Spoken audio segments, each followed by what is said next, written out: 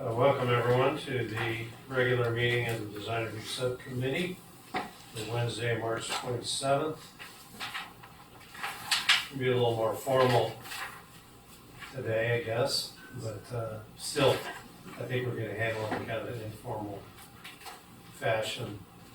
Let's start with the minutes from last meeting. Did you all get a chance to review those? Yes. Yes. Okay, the motion. I'll make a motion that we approve the minutes of the regular meeting of the Design Review Subcommittee, March 13th. Second? All in favor? Aye. Aye.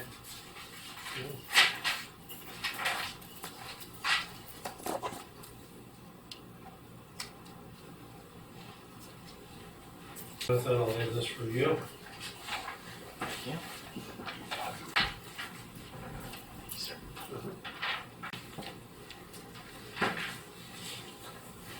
Okay, moving on. First item of business is a public hearing for project 23-262, Hotel Clement and Loretta's Restaurant. And we're waiting on our consultant still? They've joined the room, I believe. Yeah, okay. John, you gonna give us an updated presentation on this one? Yes, sir. Okay. So this project is for the Hotel Clementi and Loretta's Restaurant. There we go. So just to give a little context, this project is located at 229 Avenida Del Mar. It is, oh, there we go. So, there we go. Oh, there we go. On Del Mar, it has frontage along Avenida Granada as well. It just encompasses 5 lots. It also is associated with 2 zoning designations within the city, mixed use 3.0 and mixed use 3.3, as well as part of the architectural overlay central business district, as well as the coastal zone for the city. It's also adjacent to, the project is encompassing the existing historic resource located at 229 Avenida Del Mar. So just a quick overview of the project description, because this has been to design review once prior, back in February 28th. It's inclusive of a 28-room boutique hotel, as well as a 106 restaurant seating on the first floor. Rooftop deck will be accessible to the patrons of the hotel. And it would also include 16 seats in the courtyard along the Del Mar frontage. As part of the project, it would also include the restoration of several of the elements to the historic property. Here we have a site plan of the building. There's essentially 3 buildings as part of the project site.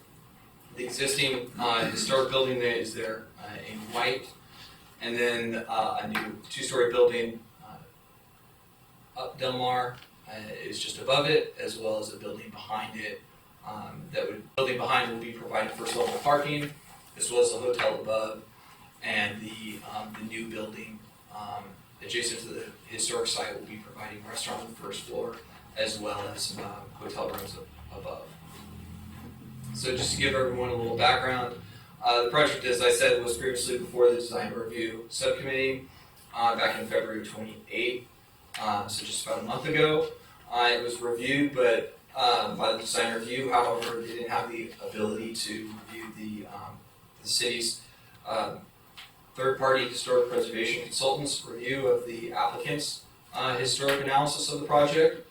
And so that has since been completed, so they were able to review the project with the comments from the city's third-party historic reviewer, which is GPA.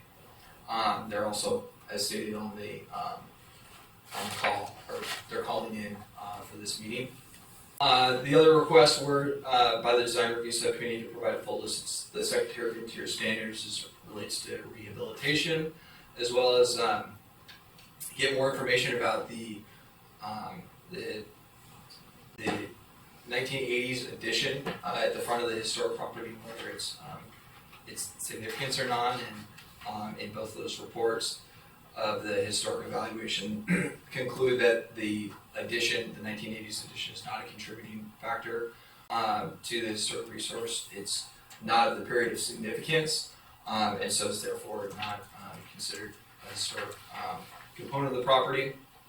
Then in addition to that, there was support for either retention or removal of that addition, as well as, let's see, that's it. So the peer review by the city's third-party historic consultant, GPA, concluded the project is in compliance with the majority of the standards for rehabilitation, and that it complies with standards 1 through 5. 7, 8, and 10. It did note that there were concerns associated with its compliance with standard 6, which were primarily associated with the identification of key character defining and features and illustrated and identified on the plans. Standard 9 identified issues related to not individually but cumulative issues with the issues that were identified, which are encompassing the roof form for the proposed new building as well as the historic building are too similar, and that the second story Del Mar building that abuts the historic resource is detracting from it.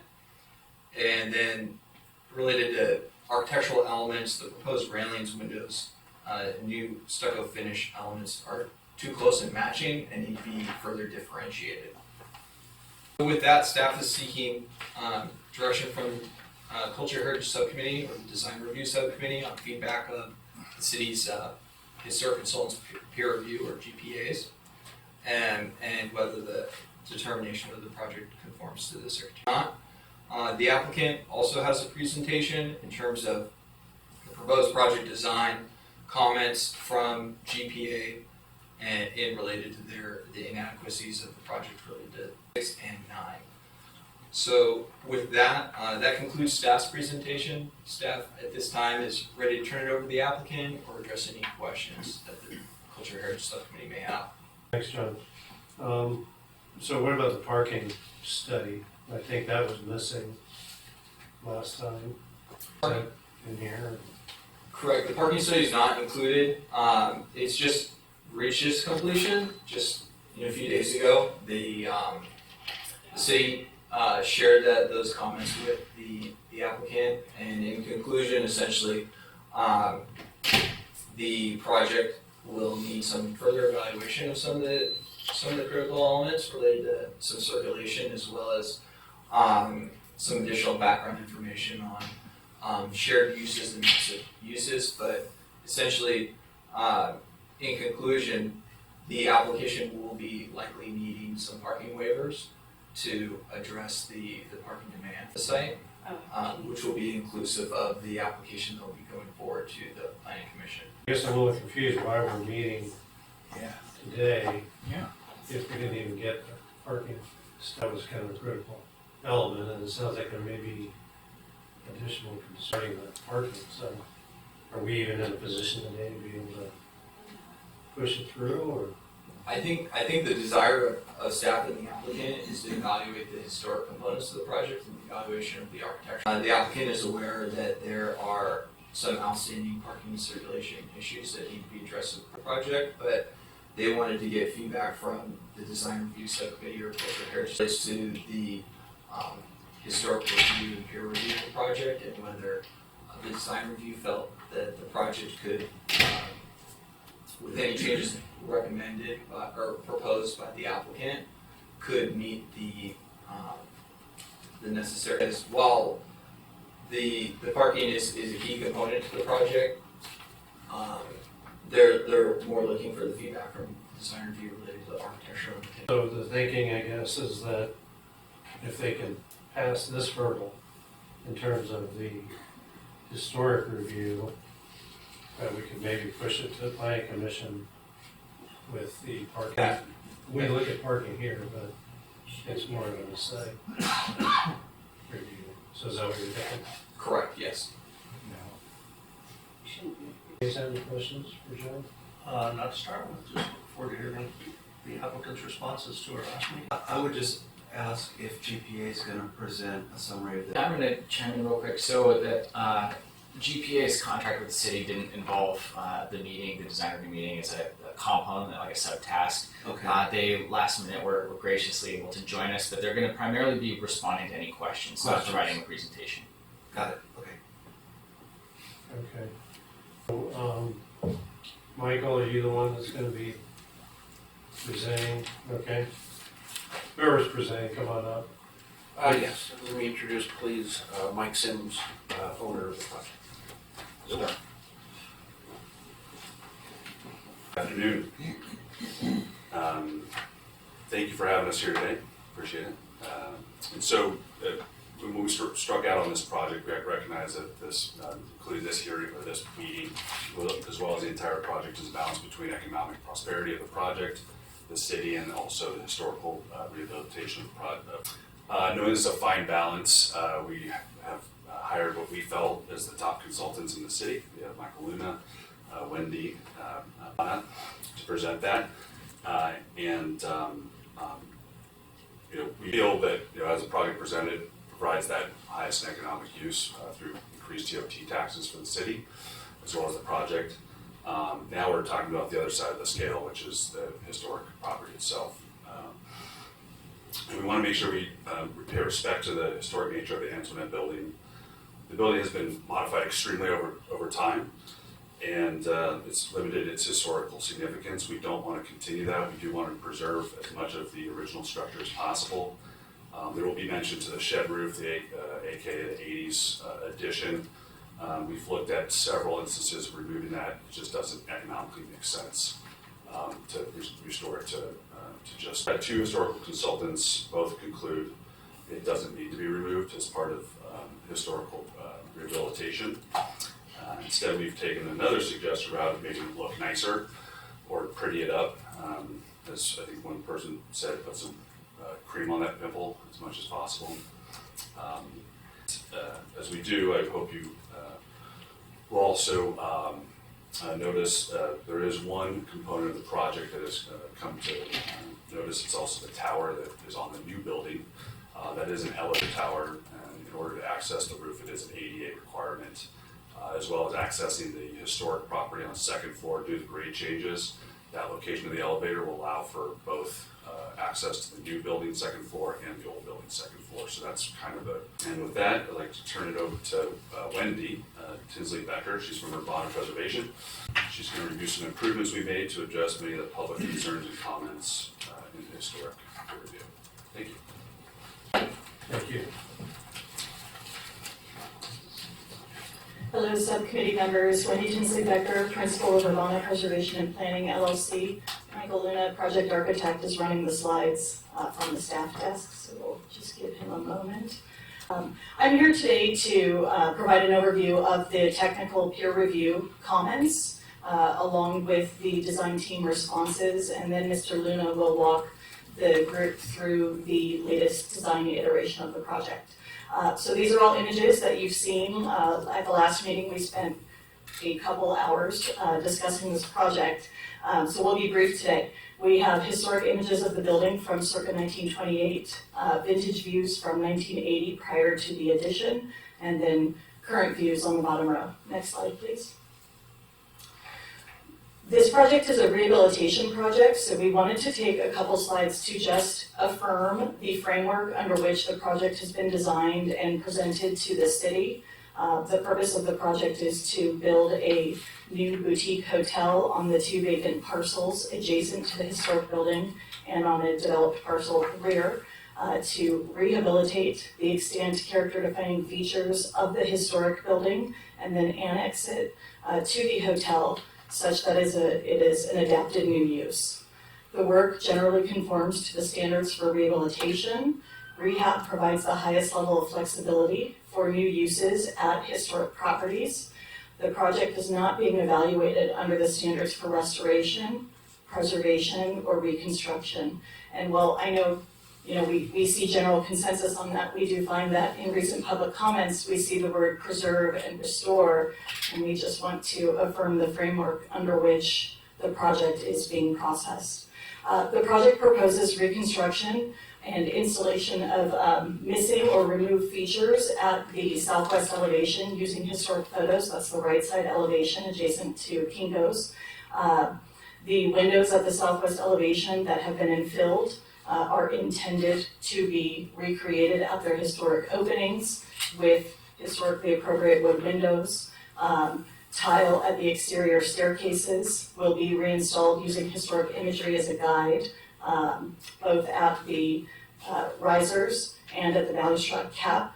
Wrought iron railing will be installed at the staircase landing using historic images as a guide. Tiles at the entry landings that are extant will be assessed to see if they can be retained and repaired or replaced in kind. The related new construction has been determined to not cause a significant impact to the historic Antoinette building under CEQA. That's the conclusions that we reached. And the next slide summarizes the beginning of the GPA comments, actually several slides. So quickly, rehab versus restoration. Rehabilitation is the act or process of making a compatible use for a property through repair, alteration, and additions while preserving those portions or features which convey its historical, cultural, or architectural values. So that is the guiding treatment that is referenced in the California Environmental Quality Act, and that is also the design review framework for this project. Next slide, please.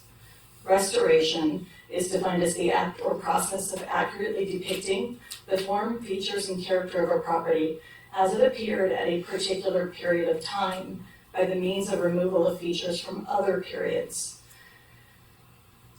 The limited and sensitive upgrading of mechanical, electrical, and plumbing systems and other code-required work would also occur under a restoration project.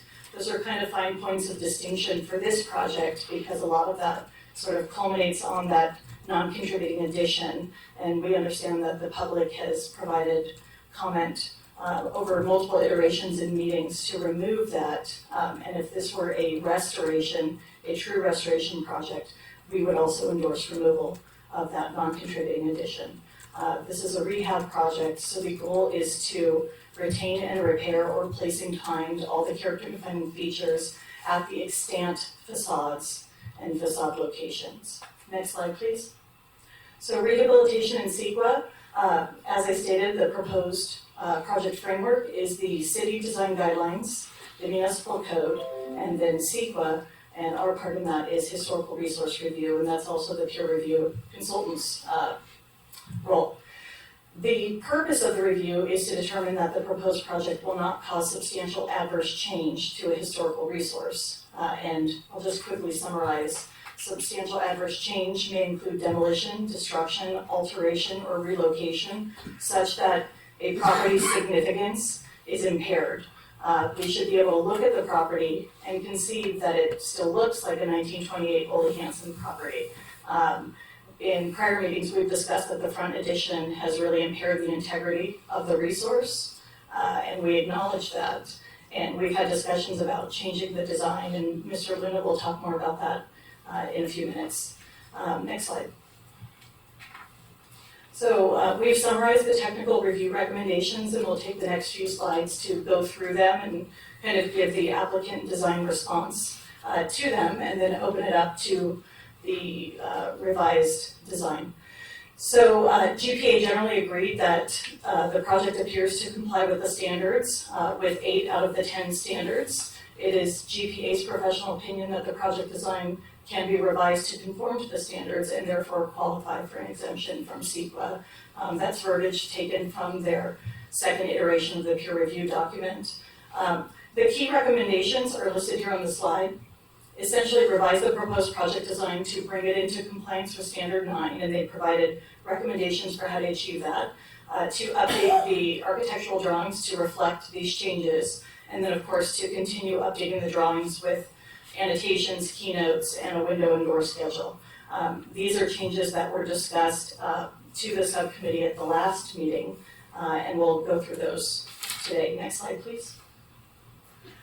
Relative to Standard 9, the technical review response, The first comment pertains to roofs, indicating that as designed, the historic building and the new building roofing are both with red clay tile to ensure compliance. The technical reviewer recommended reconfiguring the roof of the Del Mar building such that it's differentiated from that of the historic building. The general design response is that the proposed new roofs are differentiated from the historic roof.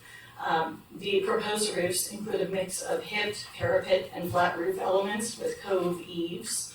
The historic roof is hipped with shed roof extensions over the balconies and exposed rafter tails. The new roof includes additional articulations that Mr. Luna can expand on that are not found on the historic roof. So the overall response is that the preference would not be to do a complete roof redesign, but instead we hope to highlight the differences that are already included within the design. The second recommendation for Standard 9 pertains to setbacks and generally recommends that the new construction is set back such that it's aligned with the front wall, the original front wall of the front elevation of the Antoinette apartment building. The generalized design response is that this is a zero lot line development in a commercially zoned area. The new construction does in fact include a setback through the central patio. There is an element setback at the center of the building. We feel and continue to express that the front elevations are differentiated. The new construction has been designed to create 3 vertical bays with the setback patio feature in the center, and we feel that it clearly reads as differentiating from the non-contributing addition of the historic building. Next slide. Comment number 3 from the technical peer review relates to restoration of wrought iron railings, and the railing design for the new building is not intended to exactly replicate or emulate that of the historic building. The historic and character-defining balconies of the Antoinette building shall utilize wood at the balustrades and the railing, as currently exists and as historically existed. The staircase railing at the exterior stair of the historic building on that southwest elevation does have an iron railing component historically, and historic images will guide the design of the iron railing at that location. The railing at the new buildings is proposed as metal railing, consistent with the peer reviewer recommendation. So I think that all professionals involved have consensus on this one. There will be wood railing at the historic building where wood historically existed. There will be iron railing at the historic building where it historically existed. We have photographic evidence of that. And the new project will include metal or iron railing differentiated from anything at the historic building. The fourth recommendation pertains to windows. At the last meeting, we discussed that the architectural elevations showing existing and proposed of the historic building need to be updated. They are not correctly rendered. We have ample historic imagery that shows the divided light pattern of the original wood windows at the building, and those are to inform the corrections on the drawings. So we are in agreement with the recommendation, and the intent is for the architect to make those changes in the drawings. Comment 5, the report states that the connection points between the building will be finished to match the surrounding stucco texture and color. It is the technical peer reviewer comment that the stucco texture should be differentiated at the annexation point, and the design team has no issue with that recommendation. In our experience, that tends to be a standard condition of approval for projects in San Clemente. Next slide. Comment number 6 pertains to the balcony. So on the original front elevation of the Antoinette apartments, there was a shed roof porch. Above that was a balcony. The renderings that have been submitted were incorrectly rendered to show a solid stucco wall, but the verbal discussion at the meeting was that that would return to a wood railing balcony. That was the idea. However, with changes to the 1980 addition, there are some changes at that location. So Mr. Luna will present those images in a minute to you. The seventh comment in the technical peer review relates primarily to the southwest elevation, the right side elevation, and rehabilitation or restoration of some of the existing and missing features. So they're all listed here, and we affirm all of those comments. The intent is to install period-appropriate tile at the correct locations, using historic images to install period-appropriate windows at the correct locations, using historic images, and also using the forensic evidence that we can see in the stucco where windows have been infilled, to retain and repair balconies, to use wood where wood historically existed, to use iron where iron historically existed, so on. So we take no issue with comment number 7. Next slide, please. Oh, that's the last slide. Michael, you're up. Michael Luna is here to walk you through the proposed project, and he has his modeling ready to go. Thank you. Thanks. Before you get started, Michael, so are you going to be addressing all of these comments with specific design solutions, or are you just going to be talking about it today?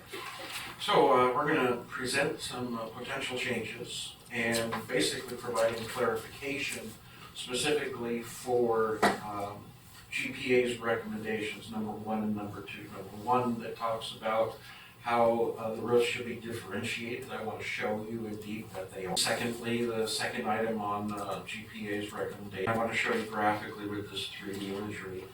Understanding that the design already meets those requirements, or are you going to have Other changes. Additionally, what I also, since the inception of the project, there's been a lot of opposition to the 1980 addition to the Antoinette building. And since the beginning, we've been asked, is it possible to redesign that component to make it more compatible, more aesthetically pleasing to the, I wanted to also show you a design idea for that.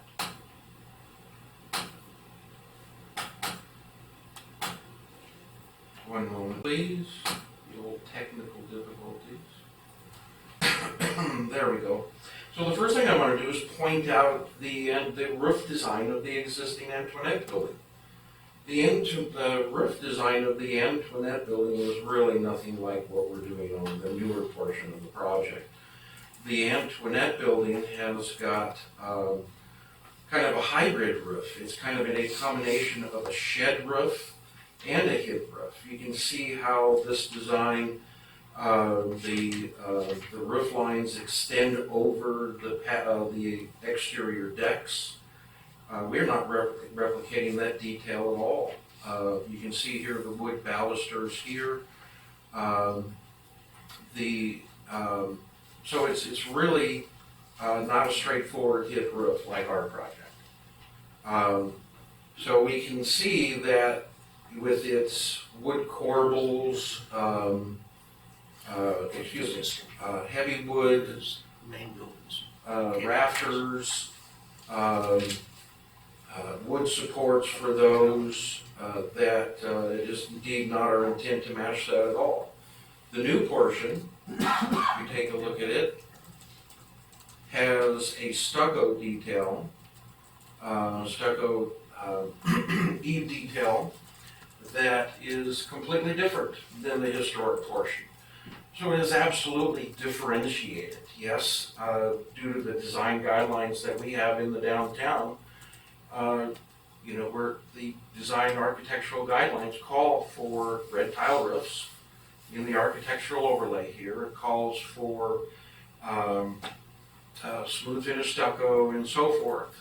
There's really 3 different types of roofs that we can do. We can do a hip roof, we can do a gable roof, and we can do a flat roof with parapets. We chose a hip roof configuration with different eaves configuration, and we decided against gables and flat roofs because they only raise the appearance of the building. It accentuates the height of the building. the lowest roof component one can design in this style is a hip roof with an overhang. And so in order to have a less impactful elevation, we chose the softer roof element, which is a hip design. And certainly, hopefully you can see we've got a very different type of roof in terms of the how the roof is being treated, and we are not a shed roof at all anywhere on the project like the Antoinette building. So, so that's the first thing I wanted to highlight. The other thing I wanted to highlight is that we indeed do have a very strongly articulated building here. This inset was not only formulated because of the patio down below, this recess. I mean, the architectural guidelines, as we all know, encourages us to step the building horizontally and vertically. We've accomplished that by echoing the setback of the Antoinette building. The Antoinette building is set back very similar to our step back. Yes, there's architectural mass in between because there's variances and undulations going on in the architecture. So in actuality, this component is very much in accordance with this.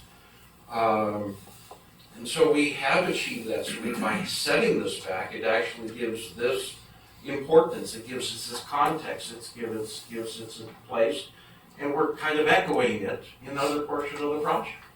So we have 5 foot of a separation over here.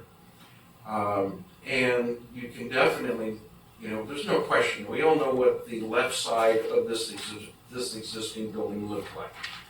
The left side of the building it's all flat. It's all been altered in order to receive zero lot line development.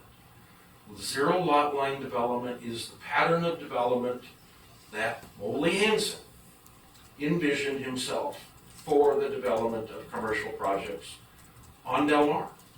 All of the historic resources have zero lot line configurations. So we feel we've respected this portion by blending it in and giving it, really what we're doing is we're breathing new life into this building. There are portions of this building that, and specifically those exterior balconies, that they're roped off now. You can't walk on them because if you do, they'll probably collapse. So the building is really, really in need of work. The project will provide that for this endeavor. So along with this endeavor.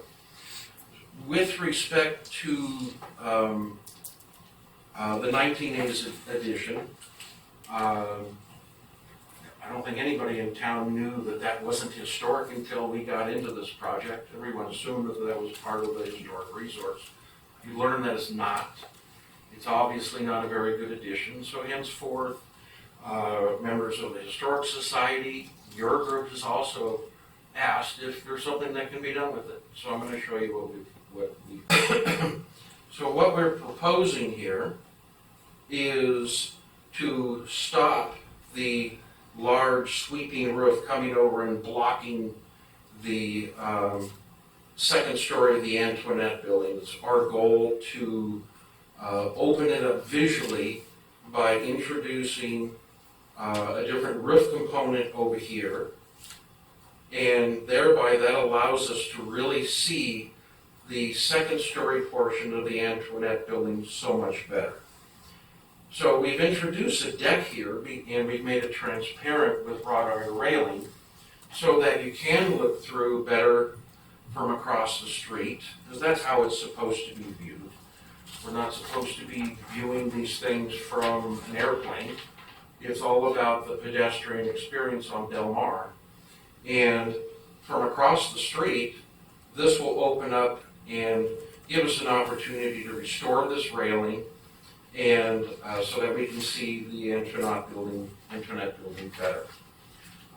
You can see here we have, by having a lower roof element on this point, on this side, it absolutely enables us to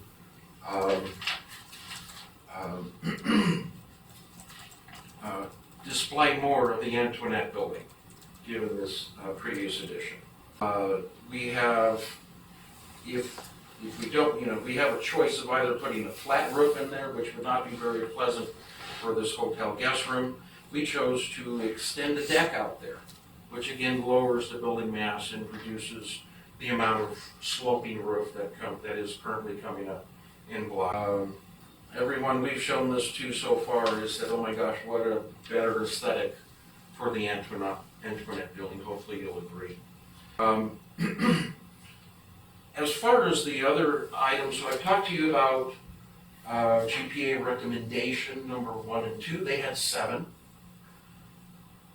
Recommendations 3 through 7 are really just notes on the drawings, clarifications of all of the things that we're going to do to reintroduce the original materials on the Antoinette building and reproduce them and put as much of that back as we possibly can. And all of that would be placed on the planning documents, the planning plans before it gets to the planning commission. It's really just documentation. It doesn't change the design aesthetics per se. We made it clear, I think, from the beginning, and it is our intent to reintroduce all of the features on the right side, rear of this Antoinette building.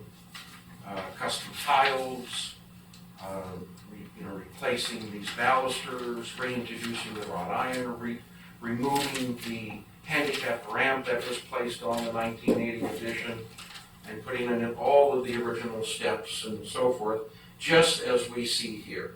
So this Antoinette building is our goal, and what we're going to show you in our documentation before Planning Commission is that we're going to take all the steps necessary to absolutely bring this back into what it looked like originally on this side.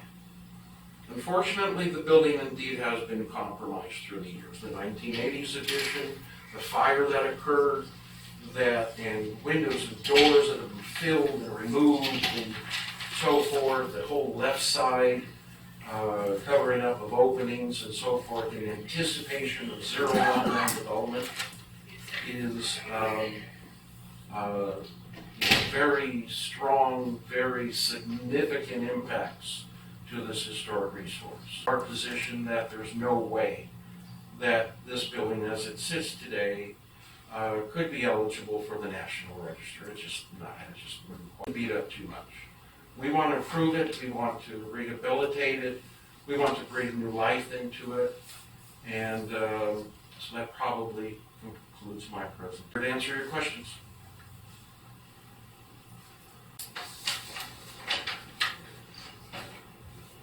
Jonathan, are you going to be able to hear from GPA today if they agree with what's being presented, or is that? Yes, so they, listening, right? yeah, GPA, now that we've finished the presentations, the IT team can transition the screen over to Zoom, and we have GPA on the line. So if there's specific questions, so in this case, it sounds like your first question would be, generally, do they concur with the proposed responses to the evaluation that they've provided? So we have Audrey Von Ahrens from GPA Consulting available, and I'll let you frame that question, but she'll be available to respond to any of those types of questions. Okay, yeah, I think that'd be helpful. I'm sure there's some folks that want to comment today, but since it's kind of late getting GPA's comments, but you guys have been able to listen directly to the response from both Urbana and the architect. Can you comment at this point, or do you feel comfortable with what you've seen? I just want to reiterate that the purpose of our review was specifically to peer review the HRAR and conclude, and then also to just make sure that everything in the HRAR is consistent. So I think that the applicant team, a lot of our recommendations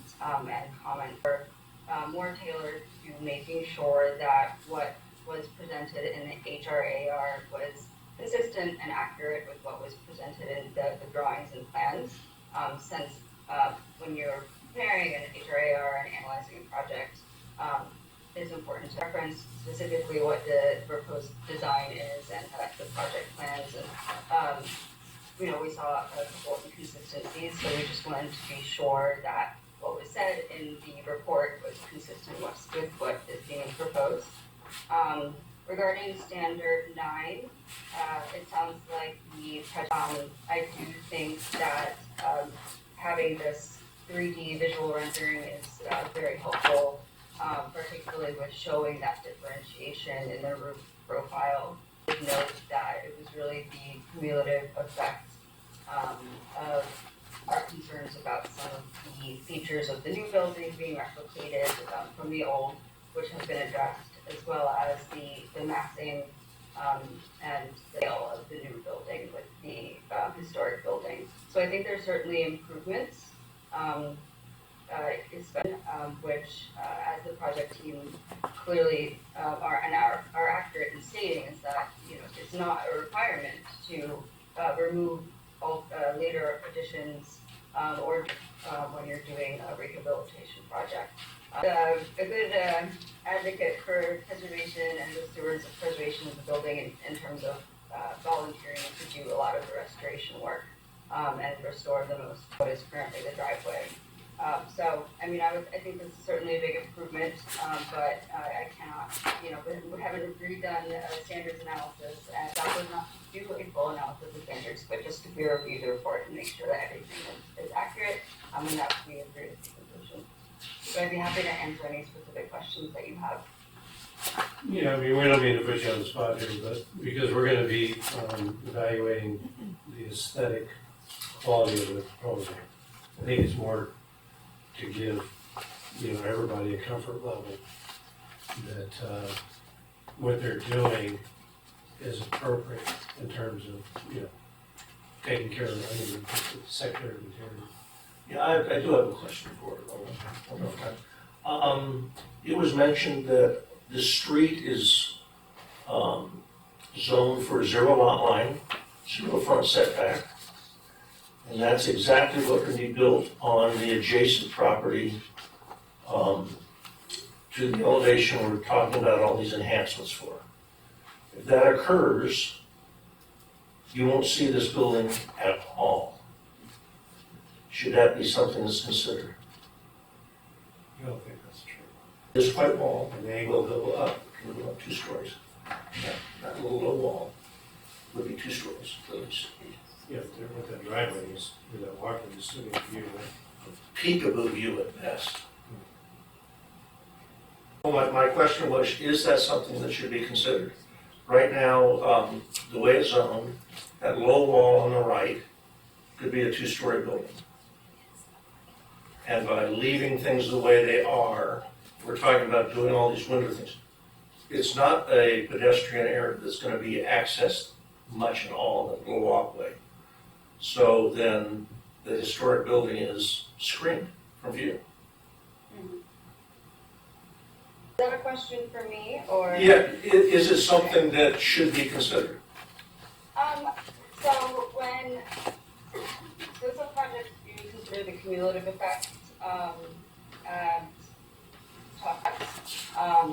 but that's typically when you're talking about active post projects.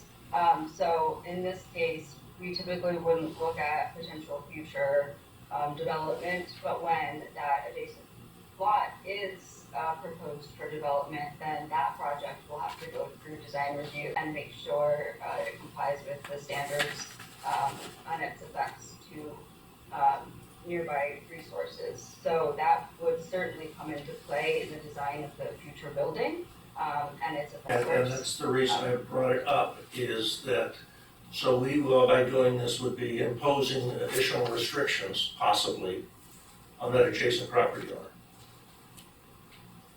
I suppose so, but I think that would happen either way, whether or not developed, because you're still, discussing the potential impact on what is really the primary elevation of the historical resource. even without the adjacent building, the supposed new building, it would still be a thing that would be air compliant. Quick question, Michael. The elevator tower, are you proposing any changes to that?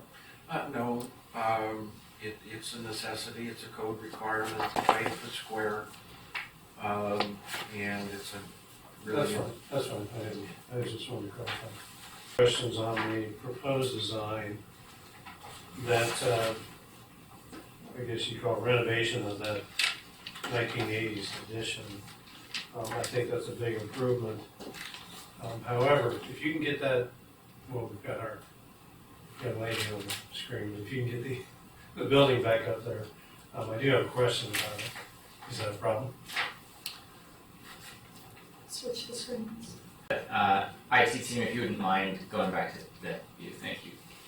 Okay, you see where that hip roof on the front, you've got that deck that you extended, and it just appears to be sort of just cut off in the back, and I know you're not gonna necessarily see that unless you're walking down that walkway, but would it be possible to engage that rear portion, or is that your intention, to engage that rear portion with this extension of that hip at all, or is it just, looks like it's just kind of sliced off there? Right, we didn't want to extend that any further. We wanted to stop it there in order that it respects the historic wood balcony as much as possible.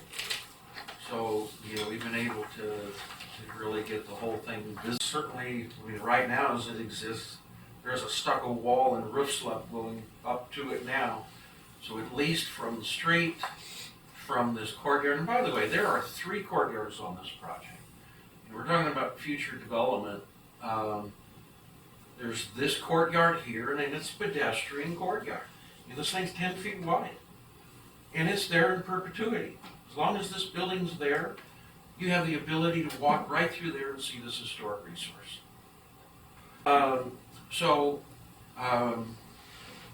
Then we have the courtyard for the restaurant, we have the courtyard back between the 2 buildings. Did that answer your question? Yeah, I mean, to that end, there's plenty of room underneath that balcony to engage that, and it would feel much more like a part of the original building access issue with tightening up that. I mean, you can walk underneath that eave, even if it connects. It's not a big deal, but it's pretty abrupt. Scroll back to that porch. So you've eliminated that doorway? And that little low rate, there's a historic doorway that's missing. That's not a historic door there, that was a historic window. There's a doorway now. There's a recess right here now, and a doorway. That is not original historic, according to our photos, correct? It's correct. It's sheet H3.2 on the proposed elevations for the Antoinette. It shadows out the existing doorway intended for removal and delineates the historic window intended for recreation at its original location. Oh, okay. Yeah, so the window that we showed there where my mouse, hopefully you can see the mouse, that is the reintroduction of an original window and the removal of the door. Michael, I think it's important that we just point out that in the modeling here, the windows are not rendered in the divided light pattern that historically existed. We're aware of it, and that is something that's on the list to revise in the architectural drawings. Yeah. That's one of the And there's notes. one thing I did forget to mention about standard 3, a recommendation about the windows. So there was concern that we were looking too much like the original windows. Well, the original windows are brown, we're green, we're newly manufactured windows to today's standards. It'll have a different sash detail profile on the jambs and on the windows and doors and so forth. So the windows are night and day compared to the historic resource of the new proposal in the new portion. And the roof material, Is it matching the historic? No, we can't match the original roof tiles anymore. So that's a difference. Yeah, absolutely. And is that, I can't remember, is that a model color on the building? Or is it single, just a single color? It's a single color. Okay. And in terms of color, do you plan to match? Oh, no, not match, no, it'll be slightly different. Okay. And the difference with roof tiles today is today they're machine made. Historically, they were handmade back in the 20s. They're night and day when you put them next to each other. So henceforth, we have plenty of differentiation in stucco finish. What is the stucco finish that you're proposing? It must be according to the architectural standards, has to be smooth, hand troweled with slight undulations. We're gonna do that, but it's going to be different than what the original building is, of the slight undulations. The Okay. color will not match exactly, it'll be a different shade of white. But it will be painted. Well, it'll be an integral color for the stucco, It will, yes. okay. And the existing historic building is painted, correct? The building is currently stuccoed and painted, correct? Stuccoed and painted. Yes. So there's a difference there as well. You mentioned the eaves. What material are you using on the new building? Stucco, The eaves. they're all stucco, no exposed wood corbels, Okay, so it's a foam detail. I would say. basically, yes. Uh-huh. And is there color in that foam, on that? The same plaster? color as the walls. Okay. Well, I don't know if you've got it rendered that way, can you? Yeah, I can zoom in there, yeah, and we can look at that profile. There's lots of different ways to do this profile, we selected this. Part of the same. Sometimes it's arch. I don't have any other. The other thing I would point out, if I may, is that we are proposing a two-story project adjacent to a two-story project. Our project is only about 3 or 4 feet taller than the historic portion, and we're also set back at least 5 feet away from it. So it's not like we're placing a third story next to a one-story or story. We're very close in proportion, relatively speaking, to the, Yeah, we don't disagree. I mean, there's a composition to the new and the other thing I would point out, there was concern that the Granada building is way too close to the Antoinette building. We're 35 feet away. That rear building is 35 feet away from the Antoinette building. You can't measure it here when you look at, even these, but I can take this and down, look at all the space in between. We have significant setback on that side to the Antoinette building. Get into the sensitive territory of the 80s addition. Did you consider scaling it back? It's so prominent on the corner. I mean, it does obscure the stairway. It obscures, I think, the presence of the Antoinette apartment building. I understand you want the space, but you're going to do so much reconfiguration of it to bring it up to date, make it look nicer, which is great. Would you be able to scale it back? Are you talking about this wall plane here? Pull it in. Like, if you were to just grab the cursor on that point of that roof and just bring the whole thing back like 4 or 5 feet. To the front and the side, so that you have the space, but now the apartment building looks, you can see it better. And it also doesn't look like so prominent on the corner. Did you guys think about that as an option? We did think about it. That existing square footage is extremely valuable to us. And I don't think we're in a position. I'm not saying remove it, which is what a lot of people would like you to do. I'm asking scale it back. Even if it's a couple The feet. 1980s edition. Mm-hmm. I'd have to. I understand. My That's- client. Yeah, maybe you guys can consider that, between now and the next meeting. But I think that would go a long way, because it is very prominent. And if you reduce that prominence of it so that it's not the focal point of that corner, I think you're gonna win over a lot of people on that one, even though you're not getting rid of it. But the other consideration too is I like the tile around the window there, I think that ties it in real nice. The front with the rectangle windows. I'm not an architect, so I don't know if you wanna match the arches on the other side, but I just think for me, if you can scale that back at all, it would be a major improvement. The other thing I wanted to ask, just to get it on the record, is of the GPA consultant before we lose her, my read of the whole report is that there's a lot of technical things that were addressed, you should do this, you should do that.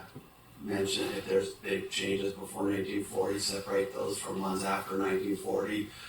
Put this note on the drawing. It seems like the main concern was standard 9.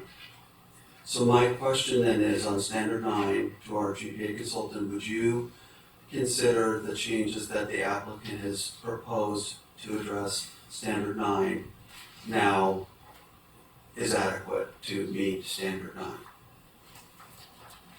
Get her unmuted. That was on my end. I think that it's certainly an improvement. I do feel that overall massing and kind of overpowering the historic building. But it's a very tricky site.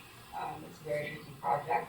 And I think actually, Commissioner, your comment about bringing the 1980s edition south elevation, or the south elevation of the 1980s edition, scaling that back a little bit to open up and being able to see the stairs. I think that would go a long way and make the historic building stand out. Perfect, thanks, that's all I wanted to say for now. Yeah, why don't we get to, I assume some people show hands want to speak today. Wayne, you standing up first? Does that mean you're? I'm stretching. Oh. Has it been that long? Why don't you go ahead and Yeah, get it's us been an hour. Wayne? And we just ask that if you guys can keep them brief, and if you've heard a comment previous, then try not to repeat. Go ahead, thank you. Thank you. They've done a lot to improve it. I think there's still some things that they still need to do. Thank you for your comment, Bart. Thank you for your comment also about scaling back the building, the 1980s edition. Just two quick comments. I want to read something because it's so important when you're looking at this, because the historic building is really hidden. And a new addition should always be subordinate to the historic building. It should not compete in size, scale, or design with the historic building. In addition, that there is no relationship to the proportions and massing of the historic building. In other words, one that overpowers the historic form and changes the scale will usually compromise the historic character as well. And I know there's a lot of things going on here, but if we could just focus on that as the overall, I think it's come a long way. And my other comment is parking.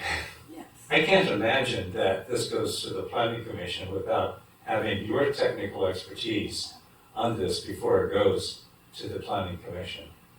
Parking is so important, and to ask for waivers in an area right now on Del Mar where we have outdoor dining taking up a significant portion of the parking, we really need to consider parking waivers. Thank you.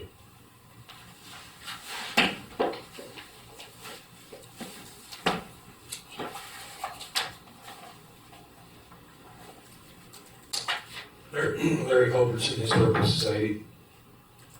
I'm impressed with a lot of the things that have been said here today. It looks like you're moving in the right direction, but not far enough. The shed roof has got to go. It's an insult to the historic integrity of the Antoinette Apartments. It was mentioned Ole Hansen set that area up. He approved this building as it was. As to when it became zero lot line, I don't know. I suspect that the 100 block was zero lot line from day one, but the 200 block came in later. But nevertheless, Ole Hansen approved that building, and I don't think he would approve what you're talking about here today. A couple of questions that I'd like for you to ponder. Would you allow the owner of that property to add that shed roof building today? I don't think you would. If the owner was applying for a Historic Property Preservation Agreement, HPPA, Mills Act, would you allow them to keep the shed roof addition?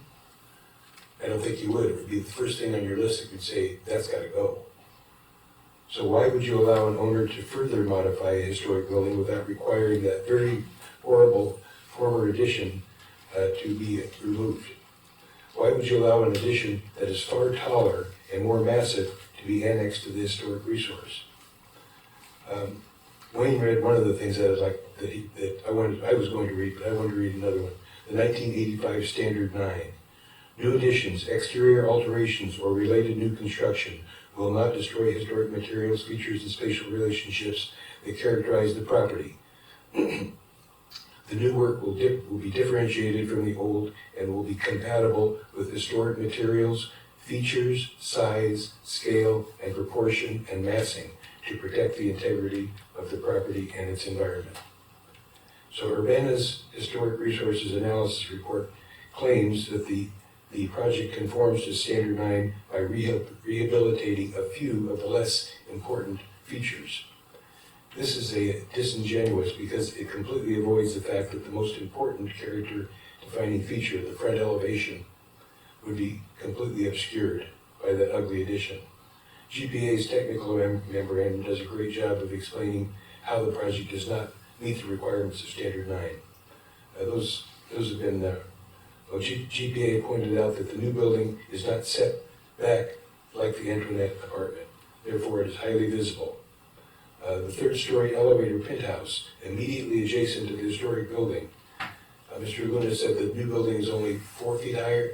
That elevator tower is 10 feet higher. That's immediately adjacent to the historic building.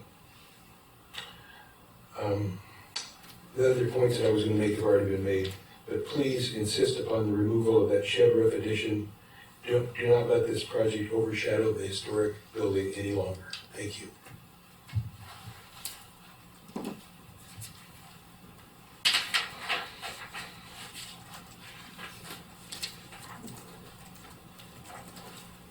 Hello, Commissioners. My name is Anna Quintanilla. I'm a San Clemente resident of over 53 years. And I think it's important to preserve the historical buildings in our town. I support what Green Eggleston had mentioned, as well as Larry Culbertson, and I applaud their efforts. During COVID, actually, as far as fighting the toll roads, the TCA, for years, learned a lot about parking issues and traffic and all that, but my concern is regarding the parking on it. I mean, the Del Mar. During COVID, a lot of businesses suffered, and of course, legislation opened up outdoor dining. However, it hurt other businesses that were there. So, my concern is that this should not be advanced. There shouldn't be any parking waivers to go ahead to the next section. This should be done here at the Design Review Committee, and once all the report is done and completed, I think the commissioners the Design Review Committee has to review those first. I think it's imperative to do that. Del Mar has been a problem with parking for decades. With Talega coming in, it's really hard to get through Del Mar. Just last week I was going from Lowe's to Del Mar, and everything was smooth until you get to Del Mar, and it was just bumper to bumper to bumper. So I'm really concerned about that. One of the concerns that Mr. Luna,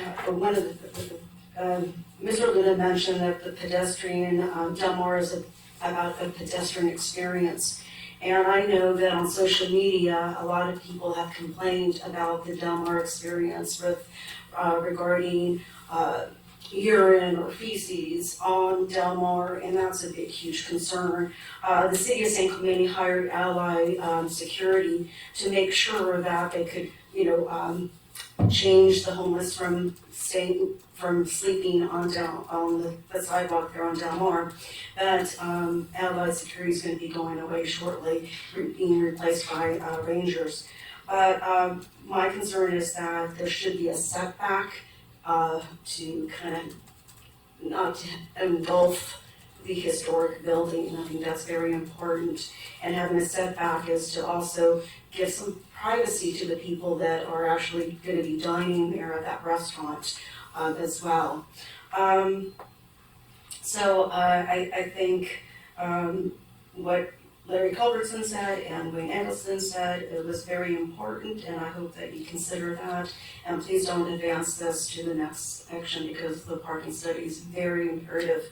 I think it's traffic there is paramount. Thank you for your time. I appreciate it. Anybody else? Good afternoon, I'm Katie Potts with the San Clemente Historical Society, and I would just like to echo the opinions of the members of our group that came before. Thank you.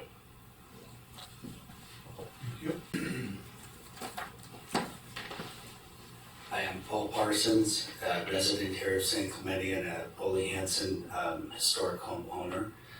And I'd like to say that thank you, Michael, for adopting a number of the suggestions that we had at the last meeting, so we appreciate that. This looks significantly better than the other iteration. I know that there are a lot of comments here about historical preservation, and I'm one of those people that likes to preserve and is conscientious of preserving historical properties, but I'm also somebody that recognizes that in order to preserve properties, you have to have somebody that has money that's willing to put into the property in order to make it, restore it. And so I appreciate that Mr. Sims is here to try and put some money into restoring that property. And I think that our job is to help to responsibly direct that to a way that is protective and that will not give a proper nod to and recognition to the historical properties that are throughout the city. And we're almost there, in my opinion, but we're not quite there. And I agree with you, Cameron, in terms of perhaps bringing some of the scale of that addition down, smaller. I agree with Larry that I'd like to see it go away altogether, but if it means that we are unable to have a building that I think is absolutely beautiful in the downtown section, then we may need to compromise a little bit on that. And so the idea is what is it that we can direct this group towards in order to get something that's going to be built. The second thing, I'll just reiterate it again, I'll say it every time when I'll be at the planning commission, when you guys are reviewing this about parking, as to how is this being dealt with, because I do live in that general area, and until we deal with the parking, this can't happen. Thank you.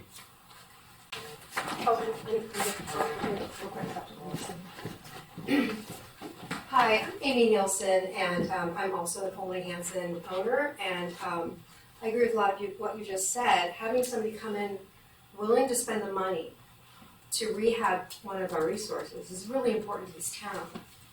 And as far as the parking, I get it, but I have never had to leave Del Mar, and I'm there all constantly because I also live close by. I've never had to leave because I couldn't find parking. There's always somewhere you can go find parking, but and the other thing is the businesses that are on Del Mar, I think this just enhances their business, as well as the outdoor dining. The outdoor dining is really crucial to bring more people, because a lot of my friends that are inland come in because of the outdoor dining, and then they go to the stores.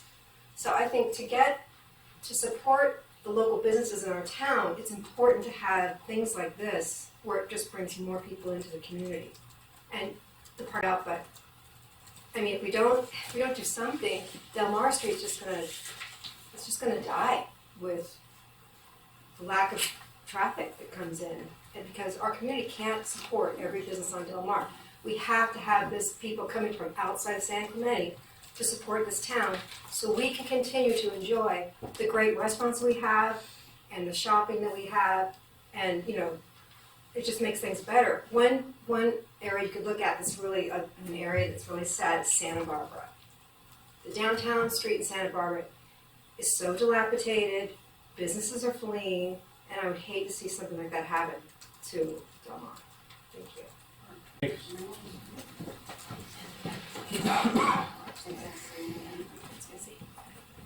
On the old house. I just wanted to bring up one point. I agree with Larry and Wayne and all the comments. I am not usually able to find parking on a weekend in Montana. I think parking is absolutely a component of this project that must be addressed. But in addition, when I look at the 1980 edition, I see it with the overhang and the raptor tails, and that I find objectionable, because when I look and trying to see the old Antoinette building, I'm seeing that 1980 edition, and I'm not able to distinguish. The new construction on the other side, as they discussed, they've made an effort to make it distinct and have a different treatment for the roof line. But when you look at the 1980 edition, it mimics what's going on with the Antoinette building. And I don't think that's appropriate, and I also agree with those that said it needs to be pulled back, because if you look right now, you cannot see that facade that's up there, you cannot see the old building.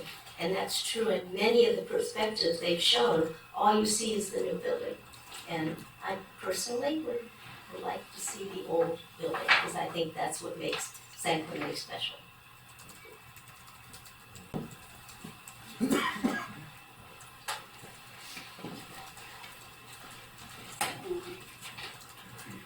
Once again, I'm going to reflect on what everybody's pointed out. Yes, the 1980s building Michael's done a tremendous job. The walk-through area, the patio area is tremendous. The overall look of the building is, I can see it being a benefit. To echo what everybody else says though, the parking situation on Del Mar, making sure there's parking available for this facility, including the restaurant. I think that is a very crucial area to address. Thank you very much.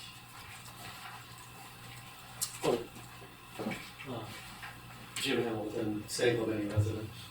Thanks, man.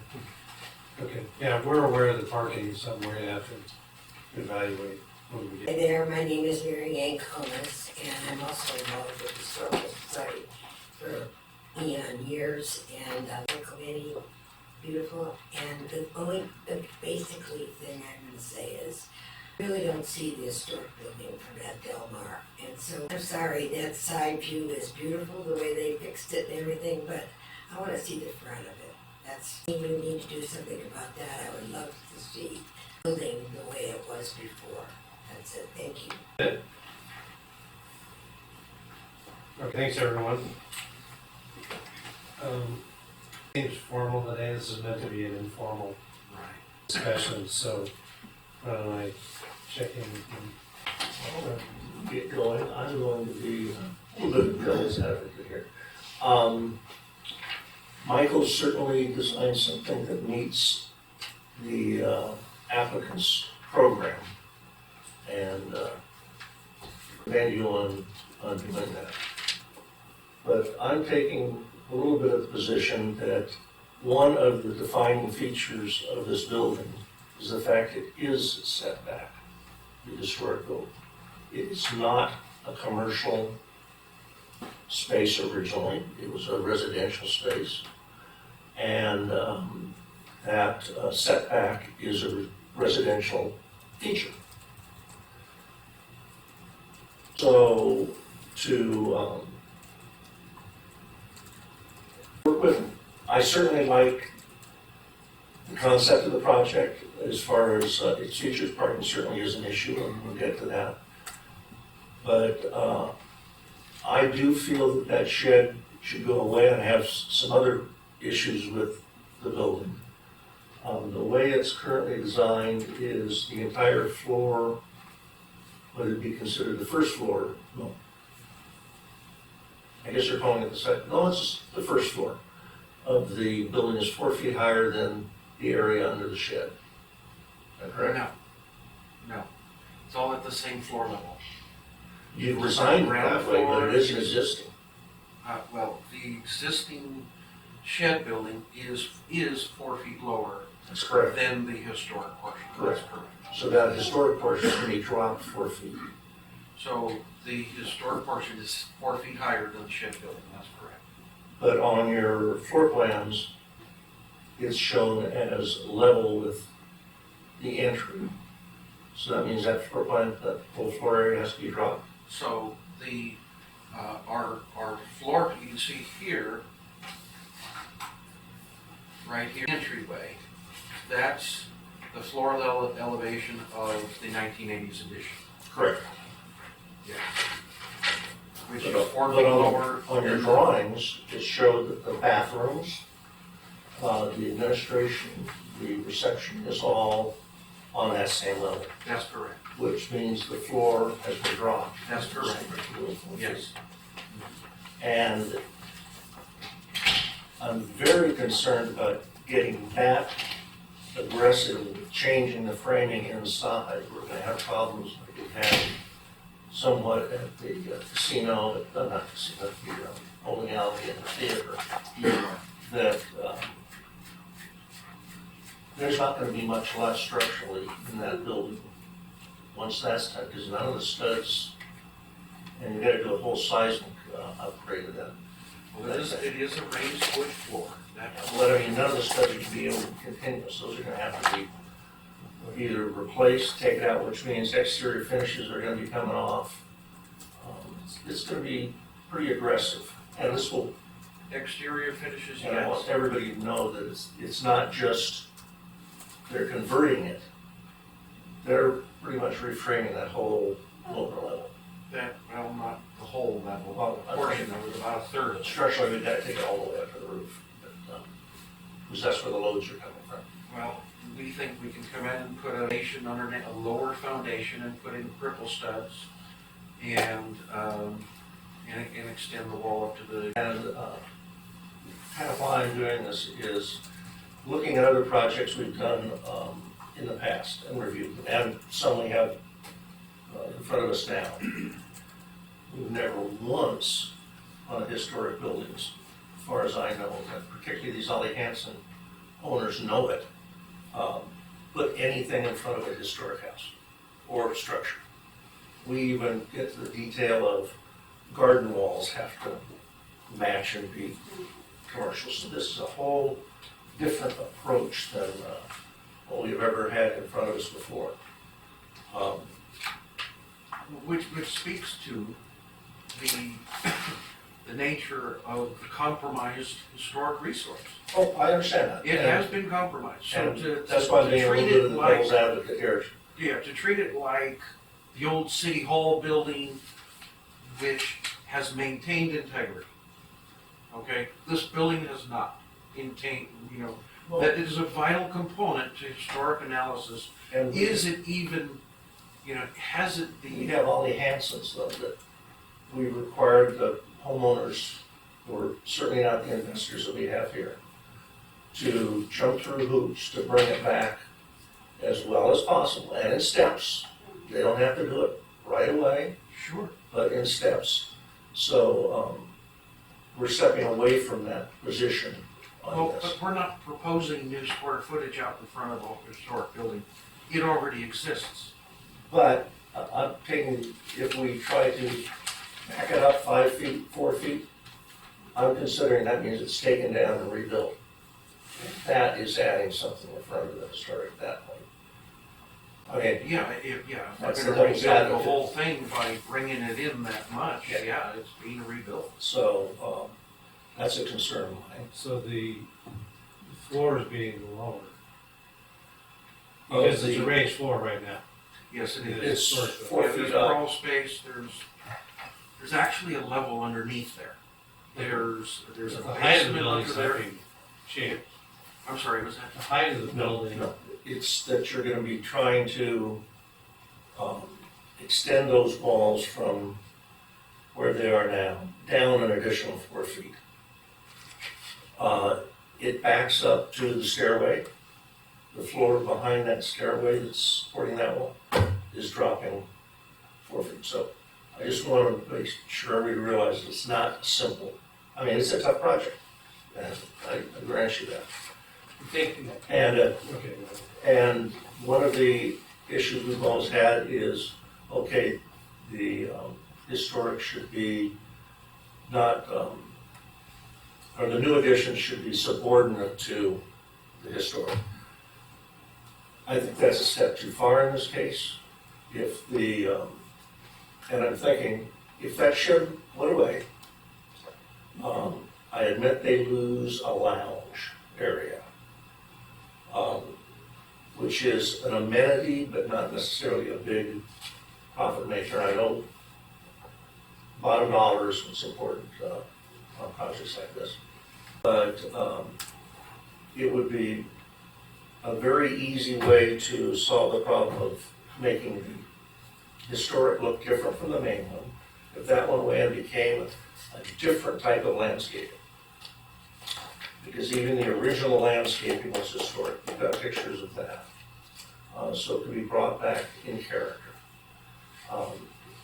I know this is not what the program by the applicant, what they gave Michael, but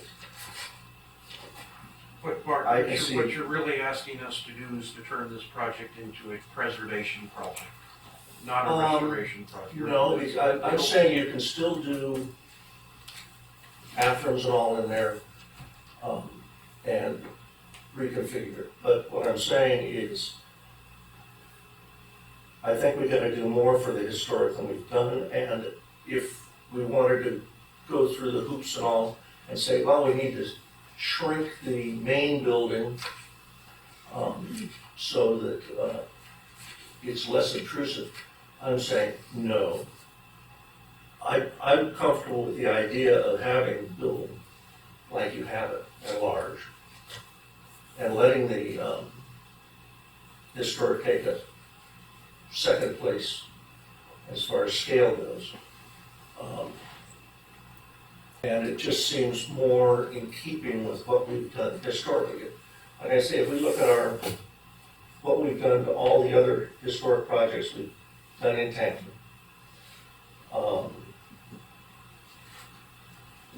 we've never been this aggressive at hiding the historic.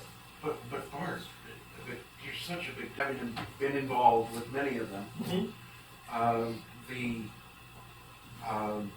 What's different here is that additions exist. But it came in 1980. I don't It's care outside if the the period. public thinks, oh, that is historic. No, it's not. And we've been fooling them for 40 years. So I can't justify it just because it was built in 80. That, and a few people think, oh, that's historic. It's never looked historic to me. But every other project you've reviewed, to your point, did not include an addition in front of the house, in front of the structure. We never did. Yeah, it never did. I mean, And I we can't never think of any approve it. project And we I've never ever approve it today. or seen where someone's come in with a proposal for an alteration or addition to a historic resource that had an existing addition approved on it before in the front. So it's definitely unique. I don't know, we've had ones where porches and balconies and whatnot have been on, and we made them revert them back to original. Okay. Yeah, I could think of one in particular. Yeah. So, But they were small, and they were and very small. I want to show that we're trying to work with you guys and the applicant, but if we're giving in on parking, we're giving in on density, we're giving in on scale, and you're going to do a job taking everything to basically the max, which is what the program is. And at some point, the city needs something. And obviously, we want the project. That's a given. But I want you to consider that when we have our discussion here, that maybe there is an option where that doesn't have to be there, but we can concede either scale, height, an elevator tower, something, and not break the bank and stay with the vision of what Subcommittee is, for Spanish Village by the Sea, and we treasure our historics. And this is just an evaluation. This may not even be my personal opinion. This is how I can justify that particular argument. And is the setback a historic feature? Yes, it is. That was there when the project was done. You're doing a renovation to the inside of it. Great. It's connected to the main building. Let's see here. So maybe it's a step too far to keep that. I want to use that as a starting point for the conversation, and then we can discuss it and see what we come up with. I just have. I understand your point. I think the difference here is that, that 80s edition was approved and it was built. Have something that's been, it's been there for 40 years. And we've had Ollie Hanson's and other historics that had things that they wouldn't be able to get a Mills Act on this. They're not right. No. Is there a Mills Act on this? No. Okay. That might be I think something the to other consider. key is that it's, at least I'm believing what they say, only that the building's in terrible shape. Oh, it is. And we have an opportunity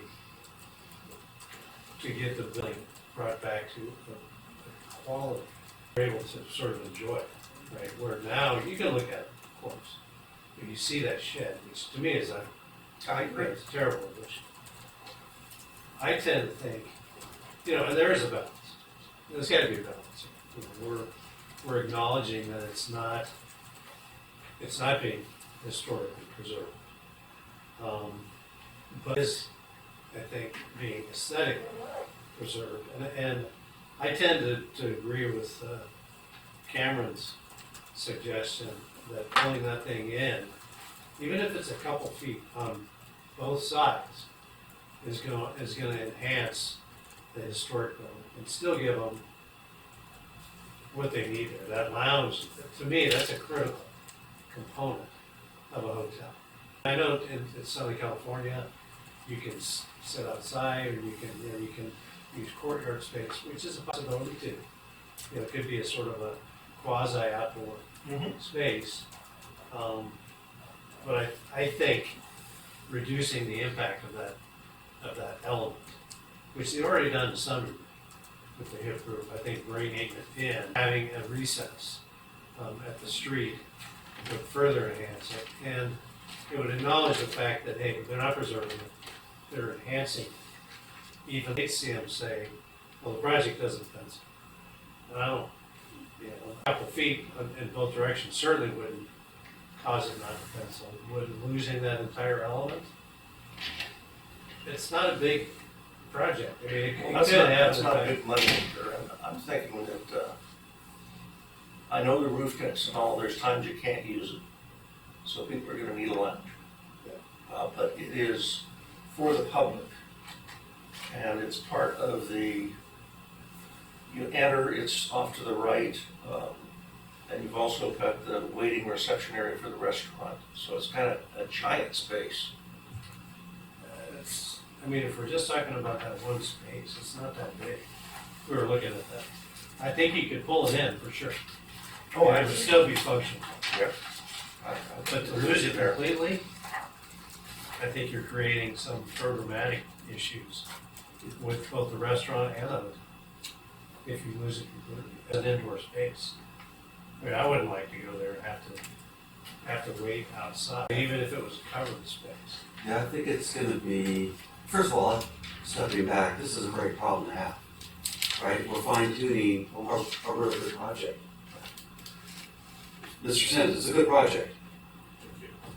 And we're just trying to make it better.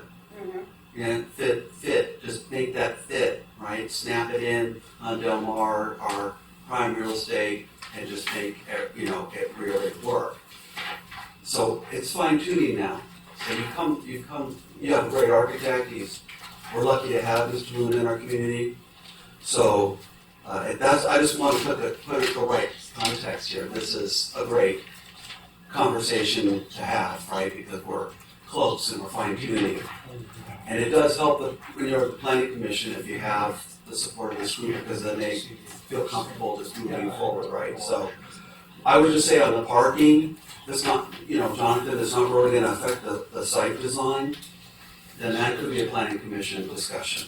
If you're gonna affect the site design, then we need to talk about it, but if you're not, then, waivers is gonna be an issue, so I don't know what other options you have, if you can excavate it all, I don't know. But that's something for you guys to think about. Yeah. Well, indeed, Is that really wrong? You just denoted as historic, so they got to save everything. lobby is critical Yeah, for the operation. I was just gonna say on this lounge, first of all, back to what I'm trying to get across here. This is a good project, it's gonna be popular. There's gonna be people not going there, not just to stay, but who live here, who wanna enjoy your property, So there's gonna be a need for your lounge. People are gonna wanna come and relax and wait for their table at Loretta's, and so the need is there. Meet guests who are staying in the hotel, meet. No question, no question. It's gonna be a meeting place for free. No question. I think because you're good, and Mr. Sims is here to do the right thing, it's clear you guys are demonstrating good intentions, and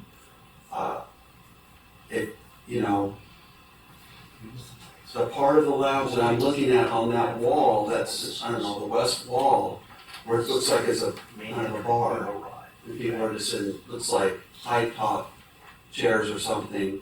Yeah, I like the light. If that were made an outdoor feature and he pulled it in, that's whatever, I don't even know this, I can't figure the scale out, if it's 2 feet, 3 feet, and reveals that staircase, problem solved. And now it's outdoor, so you still have the seating. Maybe you can even expand it a little bit. Maybe you put like a little arch. Maybe there's awnings or something out Yes, there. yes. I think there's an option here to really get that final push done. So, If I might Yeah, interrupt, did you I want wanna to be say respectful something? because it's your comment time. The overarching concern of the design and ownership team, from a historic preservation perspective, is how much touch to the non-contributing addition will be allowed while not crossing over the threshold of having to 100% historically recreate the missing facade features on the front elevation. So I know that there's been talk about sort of shaving off several feet and, moving things around, but that is the concern, will we be reaching a threshold where the committee will say, well, then now you just need to return the whole front facade back to what it looked like historically, which from ownership perspective will not bode well for their project from an economic perspective. So that's why there has been less touch in the design to that. When we met with the Historical Society last year, it was communicated and we sort of discussed that. And I know last month at our meeting, it came up, but maybe I haven't been as blunt as I am right now. That is the concern with making changes to that front addition. We all know that it's non-contributing. We know it's not, the greatest architecturally. Mr. Luna has been working to refine its appearance, but our concern is, will there be a threshold that we're going to hit that will then require, 100%. Yeah, no, we get that. The point I think that Mr. Crandall was making is they're gonna have to rebuild that. Anyway, it's not just the 80s edition. That whole thing, if you're gonna lower that floor 4 feet, you know, that, you're not gonna be able to just, How do the walls stay up? I don't think it's Exactly. redoing walls. Yeah. I mean, the studs are not gonna support that, so I guess the point is that, hey, you're gonna have to rebuild that thing anyway, okay? And so what we're trying to do here, and, you know, I think there's a solution, without a major change to the project as it's proposed, is to downplay that element. I don't think, you know, at least, you know, we may disagree on this. I don't think it has to be removed completely. But I think that, Compromises are okay. yeah, we like the idea, and we're looking at the floor plan here, we're not just looking at the massing. I think it can be accomplished. You've got multiple layers going on in this, let's say, commercial space, which is the bar, the dining, you have the courtyard, and then you have a nice lounge area, which is interior. I think that could be reduced. Your entrance would end up being maybe a little bit more prominent where it is now. Which is a good thing. And receding, that portion, receding, even if it was like 3 feet on both the front and on the side, would not only give you a better view into that historic building, but you'd also see up that stairway from the walkway. Just pulling that, I like Cameron's idea, pulling that whole thing in would really enhance the building. I don't know if you guys are familiar with the old art building on Camino. Yes. A big deal about making sure that stairway was visible. And there was a lot of work done on making sure that appearance was there, so that's in keeping with what we've done in the past. So while Mr. Lynette is speaking with owners, to make sure that they understand, it's the assertion of the committee that the 1980 edition could be essentially scaled back by roughly 4 feet. And because there will be other structural work done, presumably in my non-architect and non-structural engineer perspective, that means the roof framing for the addition will also be redone. Yeah, unless That there's would be some, the compromise, yeah. I think we could agree. Okay, Mr. Sims, come on. You guys need a job as architects, you're actually pretty good at this. These guys are. Okay, gotcha.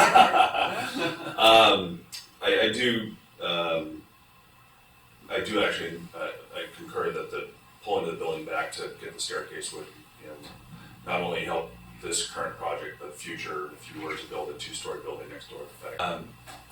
And so I'll work with Michael and he'll come up with something quite nice. We already mentioned a patio with doors that open onto it, so it He doesn't. always does. Yeah, so it's not that we lose square footage, we just convert interior to exterior square footage. Random, you had been talking about previous projects, and you know there's a project that was built just across the street. So is there any? We're being casual, and I haven't read through all the documents of the. You're talking about the Earth Society. Yeah, the Earth Society building. and the little shop that's there. Yeah, exactly. It dwarfs it, but I'm not familiar. But Yeah, we weren't. that worked. Yeah, I was. No, we Oh, were. he was. I was. You know, there was a lot of concern about the work we did, and that's why I say I'm not too concerned about the historic being a little smaller than the main building. We hashed that over a ton of times. I see that every. And luckily, there was a setback between them. They weren't butted together, 0 lot line. So Yeah, it sounds like you're willing to make a concession there. I think that's, unless I'm misreading it. No, we're willing to make concession, and further with the lowering of the floor, ADA is like a huge issue in our business. And once you open up a restaurant or a hotel, so in order to to that room, so it's about a third that we're lowering. I think maybe half. I'm just looking at it. We with have the that bathrooms one. and Yeah, to bathrooms and hallway, and then the rampway will be converted to a room that's non-ADA conforming. That's anyways. So that's why we did it that way instead of trying to keep them both. And the way I'm sensitive to it, and I wanted to make sure you're well aware of the issues of working on a historic.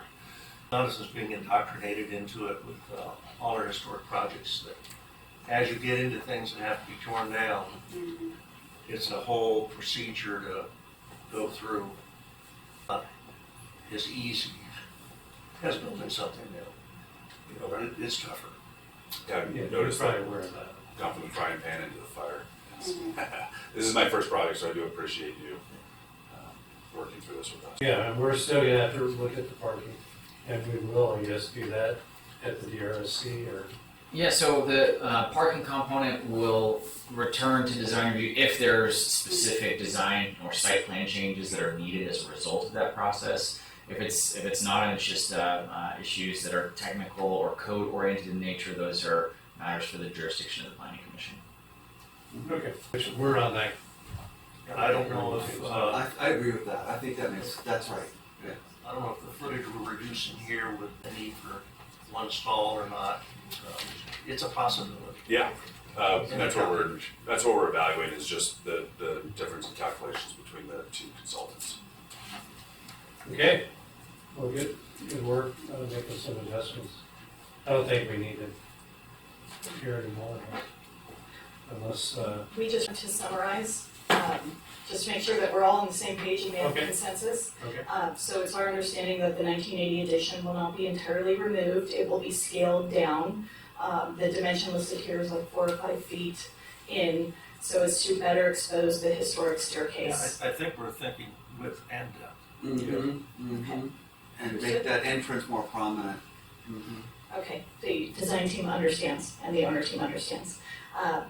In terms of any revisions to the drawings prior to Planning Commission, we provided some generalized responses in our PowerPoint presentation.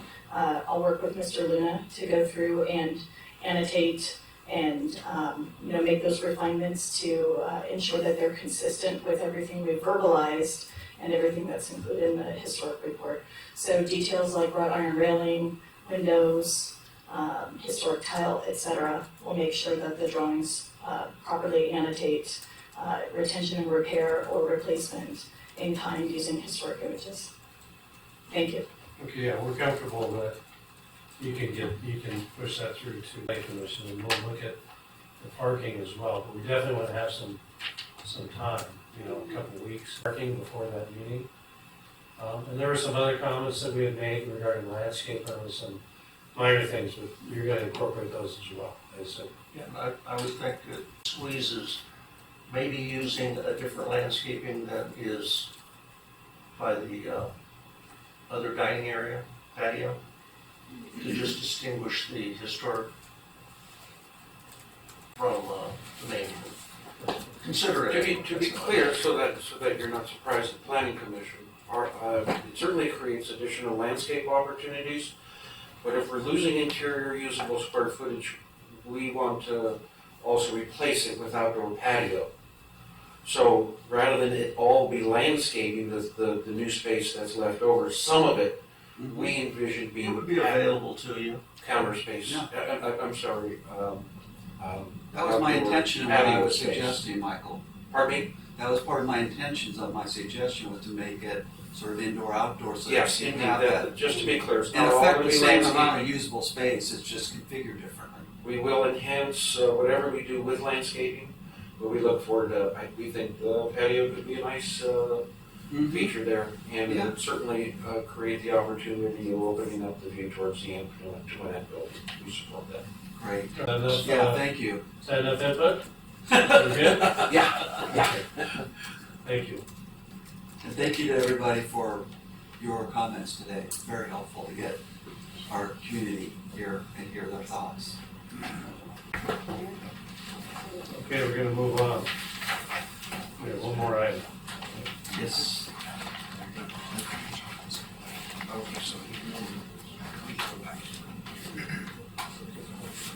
Okay. Our second item, Miramar Event Center and Restaurants. Applicant initiated modifications of bowling alley and food hall elevations. And we have We did just in passing, not formally. John, are you? John, this John's piece doing Oh, Jonathan's in. Whatever, Yes, John. yes, I'll be presenting, if you give me just a moment, I'm gonna be changing places and pulling up the plans that relate to that item. I'll do a brief introduction, and then the applicant architect is going to walk through some of the plans as well verbally. And GPA is conducting an analysis. They today sent me a draft memo, but they again are available online to respond to any questions about the modifications that are proposed. So I'll make that transition and then begin. Okay, now the difference, Jonathan, you don't need to walk around what we've got. The task for historic project is just a recommendation, or is it going to be a recommendation? Yeah, so an amendment request to an approved project is filtered in one of three directions, either by approval by the city planner, if it's determined to be a minor, thank you, a minor amendment, to a zoning administrator hearing, if it's determined to have some impact or concern, or back to the planning commission if it's a significant modification with significant public impact or concern. I'll turn on this mic so the audience can hear me more clearly. And in this case, staff's preliminary estimate was that this modification would fall into the initial category. And so the ask is for the committee to provide any feedback on the proposed recommendation so that it could advance for a city planner approval with any recommended modifications that you may have. And again, GPA, one component of this amendment is this project also went through extensive historic review. So we did task the applicant and they have paid for this third-party review again to make sure that these modifications can be determined to be consistent with the Secretary of the Interior standards. And a little different, this is in a district.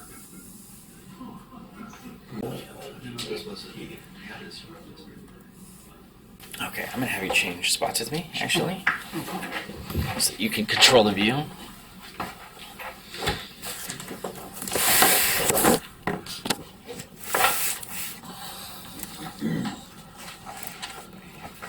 Are we good to go? Yeah, I'll do a quick introduction first. And then IT team, we do have an item pulled up on the screen, some plans in PDF, if we can get that shared.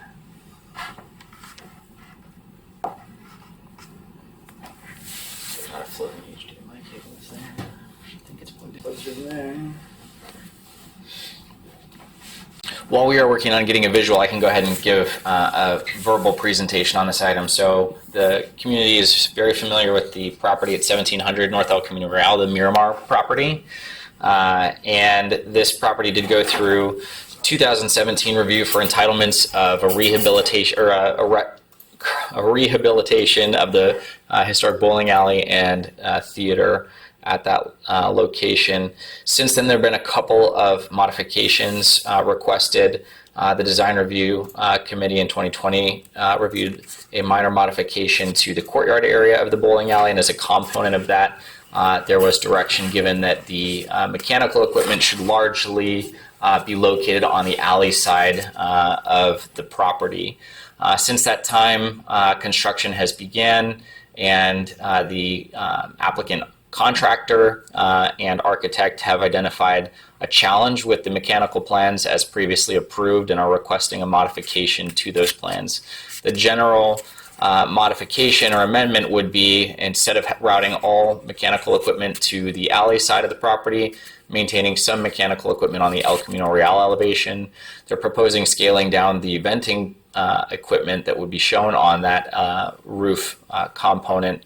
And so staff in the recommendation from the report or the summary is has identified that there are improvements to the interior space of this historic property, which are significant in this case, given that there will be large public access to the space, and that the improvements to this space outweigh the potential concerns for modification to the roof, in staff's opinion.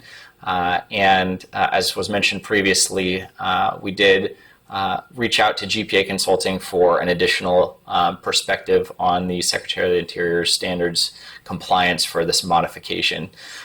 So that completes the staff component of the review. The architect is available as well for a walkthrough of the visuals of the changes that are proposed in this instance. Thank you, Jonathan. Members of the committee and of the community. My name is Brad Swaggerty. I'm with Architects Local. We are the architects for Miramar Event Center, which encompasses, of course, the theater and the previous bowling alley. We're just looking at that bowling alley portion today. Jonathan gave a good overview of where we're at, and I just wanted to use these interior renderings as a way to kind of walk you through and give just a bit more detail. So this view essentially with all the gray ducting going over. The alley is on your right-hand side of this image. So this shows there's a series of kiosks in here, and each kiosk is like a little mini kitchen. So you have a kitchen exhaust hood, and then we also have to put air back into that because we're taking a lot of air out.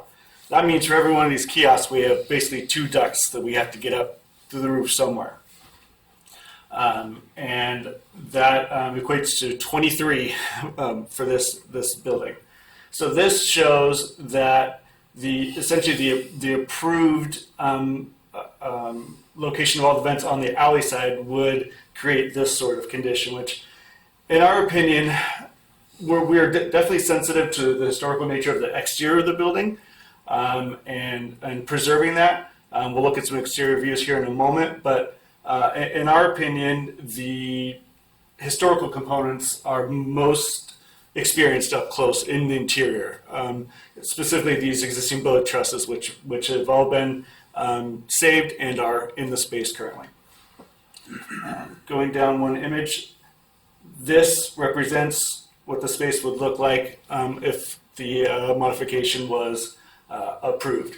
And you can see it really cuts down on all that ductwork coming across, which is not only a design concern, it's actually an operations and a safety concern, because these are grease ducts, so they could have upwards of 600-degree air coming through them. And while this meets building code, and we were accommodating that design in the desire to keep the vents only on the alley side, we don't really believe that that's best practice. This is the main walkway through that the public would be in to go to each of these kiosks. And just going through, looking the other direction. Again, you can see some of these are going at odd angles. I won't go into a bunch of details, but essentially each of these vents, where they come up to the roof, if it's exhausting air, it needs to be 10 feet away from something that's pulling air in. When you have 23 of those all going on the same roof, it's challenging, and we're routing in between existing historical trusses. Some of this equipment has to stay a minimum of 2 feet away from the wood trusses. So we spent essentially over a month on mechanical design of this one space trying to get these to work. As part of that process, we've incorporated new equipment that is smaller, so that the ductwork that we are going to be proposing come up on the El Camino side is reduced in size and in scale, and also are simpler in forms. So we'll get to that shortly, but again, here's the alternative view. If we don't have to cross over, that you see the blue line coming through, that's a linear skylight that goes through the space. It's really going to highlight these trusses, and that's what we want to see and preserve, because then you'll see the contrast between the new lighter roof and those trusses below. Not to belabor the point, just a couple other views showing essentially what's approved and what it would look like after. And here at this place, these are going to be historical photos. This is sort of a historical little library area. There'll be chairs and dining in here as well. They're just cleared out for the simplicity of these images. So again, you'll be experiencing the trusses quite a bit more. So some quick renderings coming through here from the outside. You'll start to see these sort of hints of elements here. These are all round ducts. So they're going to be painted out to match the same color as the roof. These will be a special high temperature paint, because some of them are exhaust ducts. So this will be very high quality, baked into these items. And so we will be submitting, I've pull the color code for the roof, and we'll submit that to a manufacturer. They will give us a sample to compare to the roof structure, a paint sample, so that we can, in fact, know that these are essentially going to be the same color and be minimized as much as possible. There are some views that you'll see when there's going to be a new pergola out front, and when you're at the sidewalk level, you really won't see that roof at all.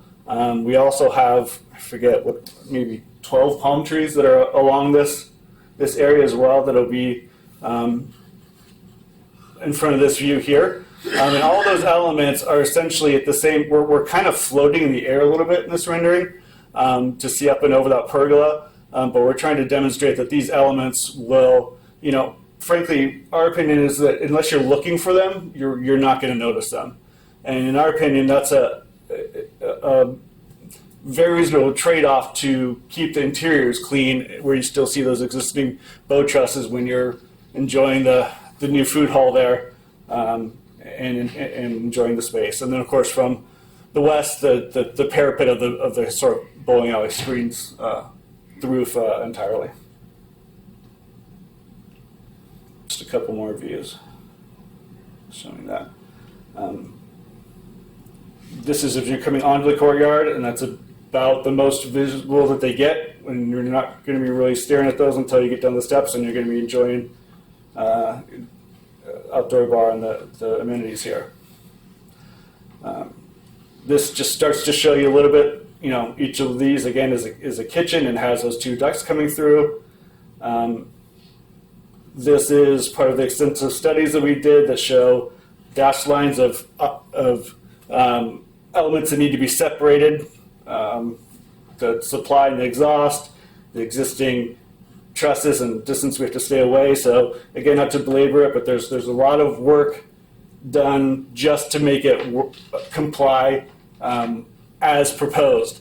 So getting all of this same systems over to the other side of the alley and up through the roof on the alley side is really not feasible. There's just too much there, and again, we don't think that the design trade-offs are there either. So go back to the original rendering here, so that I will leave it here. Again, we feel that there's a safety concern, not maybe outright because it is approved by building code, but not wise practice to bring those grease ducts across, and that certainly disrupts the historical nature and feel of the space, which we feel you'll experience much more in the interior as opposed to when you're in a vehicle driving by where you might get a glance out as you pass by. I will open it up to the committee. I think one thing you might mention to them is the mushroom-shaped exhaust yes. will only be on the alley side, the ocean side. And these are not the mechanical for the vent hoods will be in that horizontal ducting on the El Camino side, in the building. And it's just a penetration for the exhaust and makeup air. Is that correct? Yes. So if you can just get a drawing open here. So the big kind of mushroom that you normally see at a restaurant, that is these elements here. So yes, you're correct. It's only on the alley side. These are the intakes for the makeup air or putting air back in that we're exhausting out. And these elements are the same size as on the El Camino side. And these ducts are, which I'll show you the profile in just one moment. These are 18-inch round, but it is the same small profile. It's a bit of a snorkel, essentially. That's what these are going to look like. So there isn't those are called upblast fans where they're 30-inch diameter, big things. These are simply sort of snorkels that come up out of the roof and exhaust. And again, those will be all painted out to match the roof, and they're all round ducts. So you don't get the sort of hard lines that you would with a rectangular roof-mounted curve. Okay, so what is the diameter of those So snorkels? 14 inches for roughly half of them, the one that's just bringing air in. The exhaust ones are double walled, so they're 18 inches. Okay, Round. so some of them are gonna be the lower, and then some of them are gonna be elevated? Well, they'll all be elevated slightly as they come up out of the roof, but they're two different diameters, and the ones, what you're probably picking up on is the grease ducts has to have an 18-inch clearance from where the air comes out to the roof below, but that does not a requirement on the 14-inch smaller ones because we're just sucking in cold air. But you're proposing both of those? Correct. In a sort of a random fashion? It looks random, but it's very specific where we can get those to meet codes and route within the No, building. I'm not suggesting that. Sure. I mean, I'm saying from an aesthetic standpoint, they're just one here, one there, one. They're not in they're not in an even spacing, but we believe it. I mean, it's small, I guess. Yeah. Compared to the mushrooms, it's still not small. I mean, it's 14 inches. Mm-hmm. You know, my concern, you know, I get that you're gonna paint it out and everything, is that it's just so random, you know, and they are big enough. I mean, you're gonna see those. You know, you're gonna see them from El Camino. Is there any way, because I know there's not a regular rhythm to the kitchens, but is there any way to try and create a rhythm where they penetrate the roof? So at least it looks like there's some rhyme or reason to it. The thing I hate to see is when there's just vents everywhere, and these are not small. I mean, 14 inches is something. I agree. I think it's a better solution than having those crossed. There's a bit of a rhythm there. Yeah, what I'm getting, that's what I was getting to. They're grouped where they can, so you'll see, especially on the bottom. And actually, this has a double. It's just missing there on this drawing. I apologize. So we have two here, and a single, and then again a single, double. So there is a somewhat of a rhythm to them. So it's not haphazard, but we are limited by building companies. You see those circular dashes. So those they have to be that far apart. Yeah. So they're by definition we will have, let's say, 2 rows of them, but we're trying to make those rows as orderly as possible.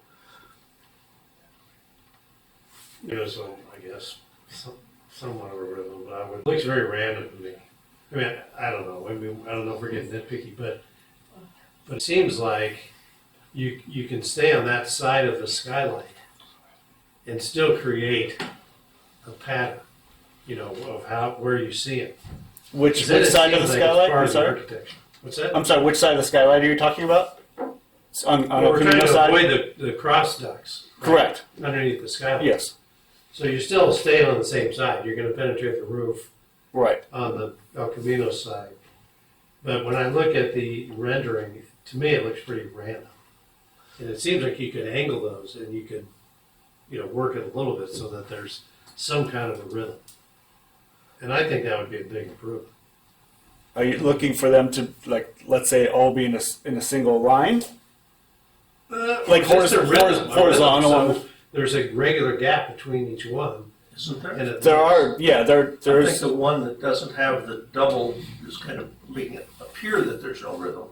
and the one with the double, that's actually back behind a small tower element, and behind another roof. I can show you in the rendering, so you actually won't see that. That'll be screened.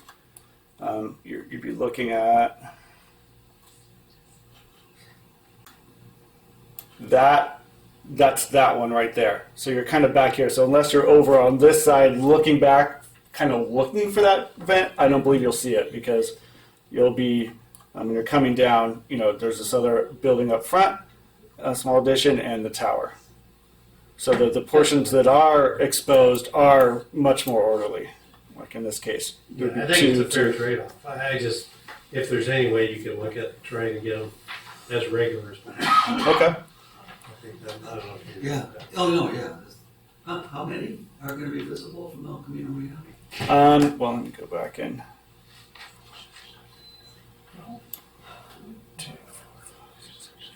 Basically 9, because 9. these are hidden from view, so you would see 2, 4, 6. There's 11, but 9. Yeah.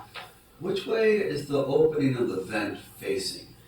It is facing the up the roof on the intake, because we can sort of, we can be closer to it. If we were, but we have to be reversed for the exhaust, because if we were to follow the slope, it would have to be that much taller to say 18 inches above the roof surface. Does that make sense? So they're going to be opposite. They don't have to be, but the exhaust would be required to go higher if it changed orientation. So the opening's facing the street, basically. On the exhaust. It's not facing the skyline. It's facing Yeah. the street. Give me 1 second here. Let me see what I. Yeah, they'd have to be taller if they face the other way. Yeah. It would. Okay. Are they kind of angled down so that? Yes. Okay. They're required by code. Basically, it's a 90-degree angle and then a 45 angle. Okay. Yes. What is the impact of the roof of that heat exhaust constantly pounding on the? Nothing if we're 18 inches above it, Nothing. according to the manufacturer, captive air. Yes. And those are plumb, right? They're vertical, and then they. Correct. Because my mind is going towards the maintenance, the long term. If it starts to stain the roof, if you get outline marks of the air, like as an outline on the roof, it discolors it in any way. If there's grease dripping in any way, now we're talking about it, the aesthetics being different than just seeing the vent. Sure. And now it discolors or impacts the roof, and that would be unsightly. Yeah. How can we safeguard against that? That would be due to, if you're seeing grease on a roof, it's due to improper maintenance. All of these have both at the inside fan level. That's one thing I also didn't mention. Normally on a traditional, say you get a flat roof, you'd have an exhaust fan that's a big ugly box that's put up on the roof. We're putting those inside, So the underneath. grease trap and all that. So we have a trap, yes. Yes, so there's a grease trap that will be serviced inside the building before anything even gets up there. And if there was an issue and somehow grease was bypassing that, we actually believe that this design would be beneficial, because you would see it. You would see if there's an issue rather than being a flat roof and it's hidden. So that's maintenance will be regularly, they're required to be, each hood is required by law to be maintenance every 6 months. And so that's cleaned and maintained. So maybe, Jonathan, if, it sounds like the trade-off is worth it to get the truss unobscured, but maybe we just need to have a written MOU or something with the owner that indicates they're gonna maintain the roof as clean, and if there's any staining, any discoloration, they will quickly repair that. Yeah, so think about that as a precaution. Administrative amendment can still be conditioned, so I can take into account any of these comments, and if we do move forward with approval of this change, I can still apply conditions. Yeah. Okay. Sure. Yeah, is there any public?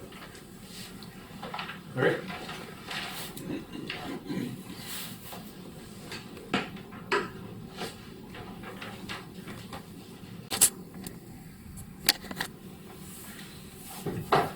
Larry Culbertson with the Historical Society.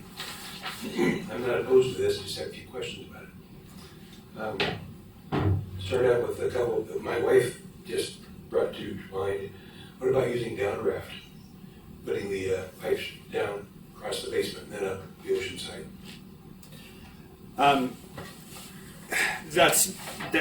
You can't do downdraft with a commercial kitchen because the exhaust is just too great. There's a whole series of codes that require the type of hood that has to go over, and they're calculated for the grease. And in this case, we do have a basement level that's already very tight for the cold storage. We physically, at this point, that would have had to have been designed in years ago when this project originally was conceived. There's just not the physical space to be able to go underneath, across, and up. Another question.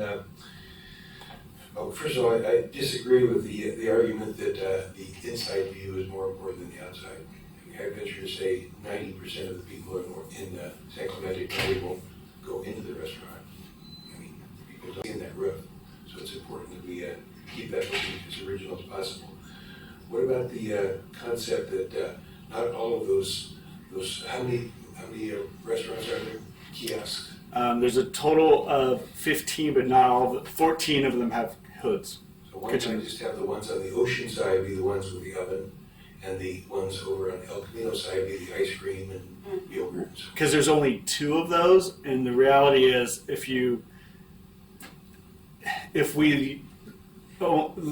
would severely limit the owner's ability to rent out those spaces.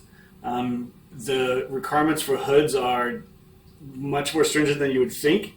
There's very little you can do unless you're strictly a sandwich shop that doesn't have any presses and are not creating any exhaust heat. So that would we talked about that early on when this issue came up, and it's not practical. It would sort of kill that food hall financially. Be interesting to know what percentage of the kiosks up in a big like the packing house, what percentage of those need ovens and which don't. Mm-hmm. That would be interesting. Just a couple other quick ones. Your page 7 shows some monster events. Can you bring up your page 7? I saw that and I was sore afraid.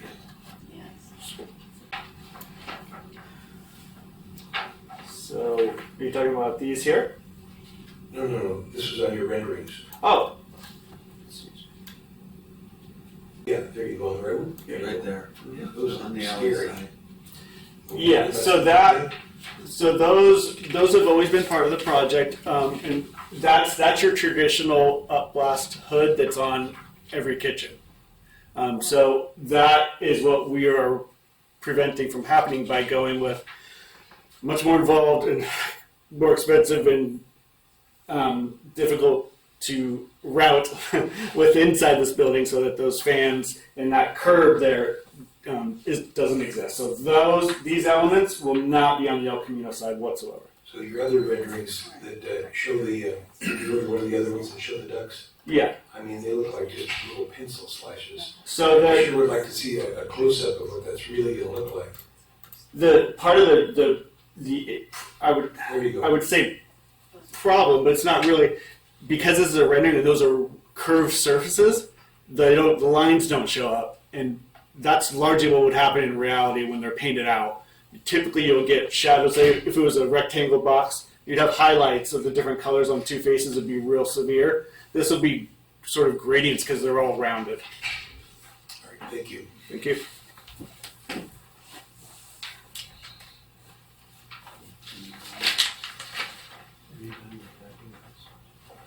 I wasn't prepared to speak on this item, and I'm pretty new regarding these designs. My name's Amanda Keating, 53 plus, a resident of San Clemente. I'm really concerned how these design came about, because the outdoor patio is so different from the original historical view of a bowling alley. As a retired registered nurse, when I heard the architect mention 600-degree air ducts, my concern is if this grease falls down on people, and there's a hazard there, right, for fire safety. I have a question. Is there only one door going into the bowling alley or the food court? No, there's 2 sets of double doors Okay. and 2 single doors. Okay, so those are double doors there in that picture. That's one of the double doors that leads to the patio, and you can see sort of on the left-hand side, here's another single door that comes out to the patio as well. Because of the wire, because of the I guess the gate area or the metal fencing there. Mhm. I couldn't really see if it was a window or a door. So thank you for letting me for mentioning that. I'm really concerned regarding the vents that Larry Culbertson had mentioned up above, and it really changes the whole appeal of that area. I never knew that this was going to be actual grease type of cooking. I thought it was more coffee, more danishes, more kind of cold food, not versus grease. And these air ducts should be really important. However, in this, you're trying to preserve the historic integrity, but I'm really concerned about also the safety.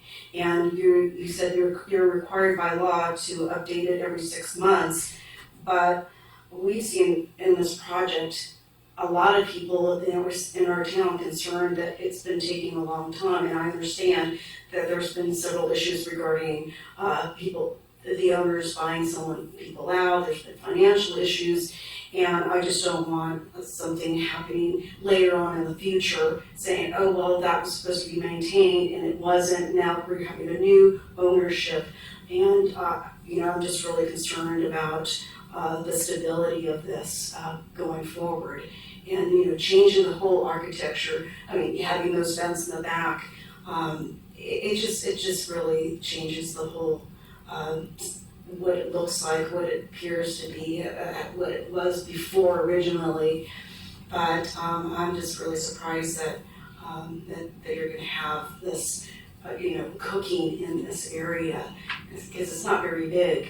And you're going to have 14 or 15 kiosks, and only 2 of those they do not have vents. But it's. I'm just really concerned about the grease element and the 600-degree air ducts that are above people, and hopefully that they'll be secure and not become a safety and fire hazard. Thank you so much for your time. I appreciate it. I think that's all I have to say. Thank you. Should I respond to all of Yeah, go ahead, Calvin. Yeah. Circles, the big problem. What's that? Crossing the duct over. Yes, so our proposal would mean that there isn't grease going over anybody's head. And to be clear, coming through the roof, the grease is trapped at a filter in a cup location at the fan, which is below the roof. And so if something is coming up there and coming out, there's an issue, and that would be handled by maintenance. And as discussed, that could be written into a condition so that any current ownership or future ownership would be required by the city to keep those up. Is the ducts double ducts? Only the grease ones are, yes. They have, they're insulated, so there's 2 inches on each side. So that 18-inch round duct is actually 14, has fire insulation around it, and then the outer skin, frankly, so it looks nice. And that gives us clearance to come through on the building as well. And just to touch on the patio and the number of kiosks, just to be clear, that's all been approved and is part of a previous approval. The only thing we're addressing today is the modifications to the ducts. I'm new Sure. to this project, so to me it was just a surprise that you were going to have all this, actually fried cooking or whatever. So it just.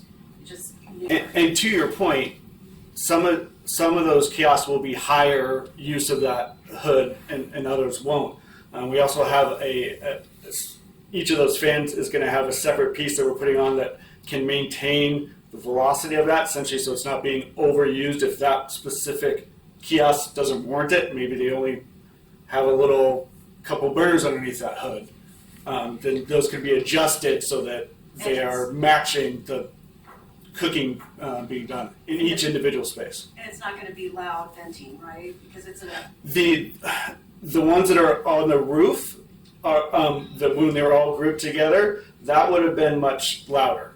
When we go internal, the ones we're using are for more of a multi-family situation where they're like apartments where they're hidden in walls, so those are much quieter.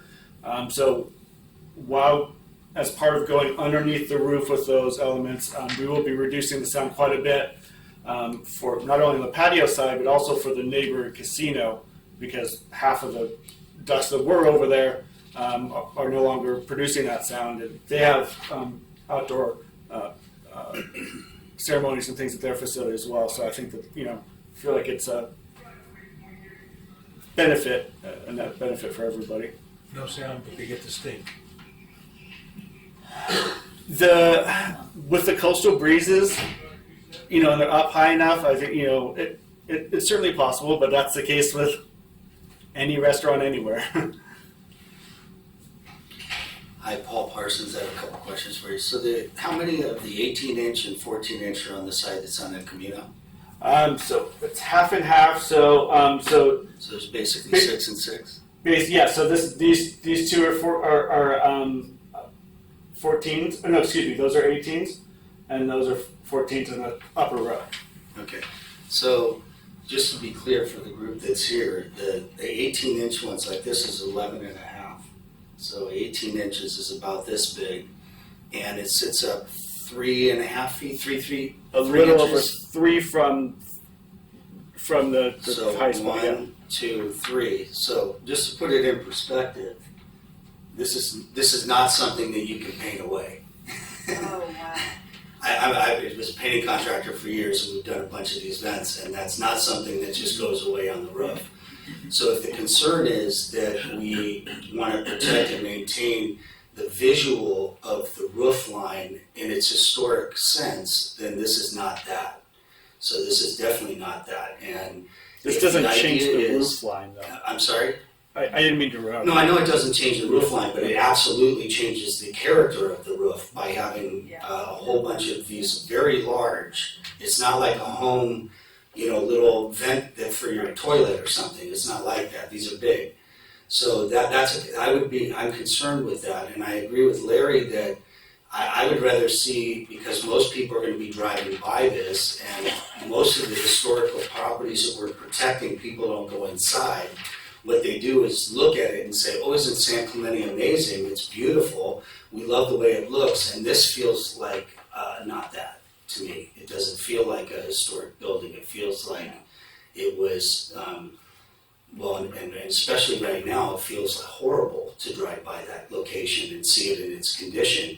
And I don't know if this was part of the holdup of what's taking it so long to be completed, but it bothers me that we're now revisiting something that was already approved, and now we're coming back and it's another delay in order to try and amend something that frankly you should have already been built. So I don't need to be too aggressive about that. The delays that you're talking about are not connected to this ductwork. Construction's been commencing while we've worked this out. Those delays you're talking about are changes in ownership and financing and things like that. Okay, Yeah. so, but this is a delay. You said it took you a month to figure this out, and something else was already approved, so I'm just concerned, like, how many more times are we revisiting this instead of just building it? We are actively building it, and that construction has commenced while we've been trying to rework this. Yeah, but personally, I think if you have a plan that's already been approved, we've already agreed to it, and everybody knew that there was going to be ducting inside, why are we now altering it on a project that's had all these delays? It seems not appropriate, frankly. It's only been 5 years. Come on, it's been 5 years. They're also, during the process, the previous ownership was using a system that was frankly subpar and was cheaper.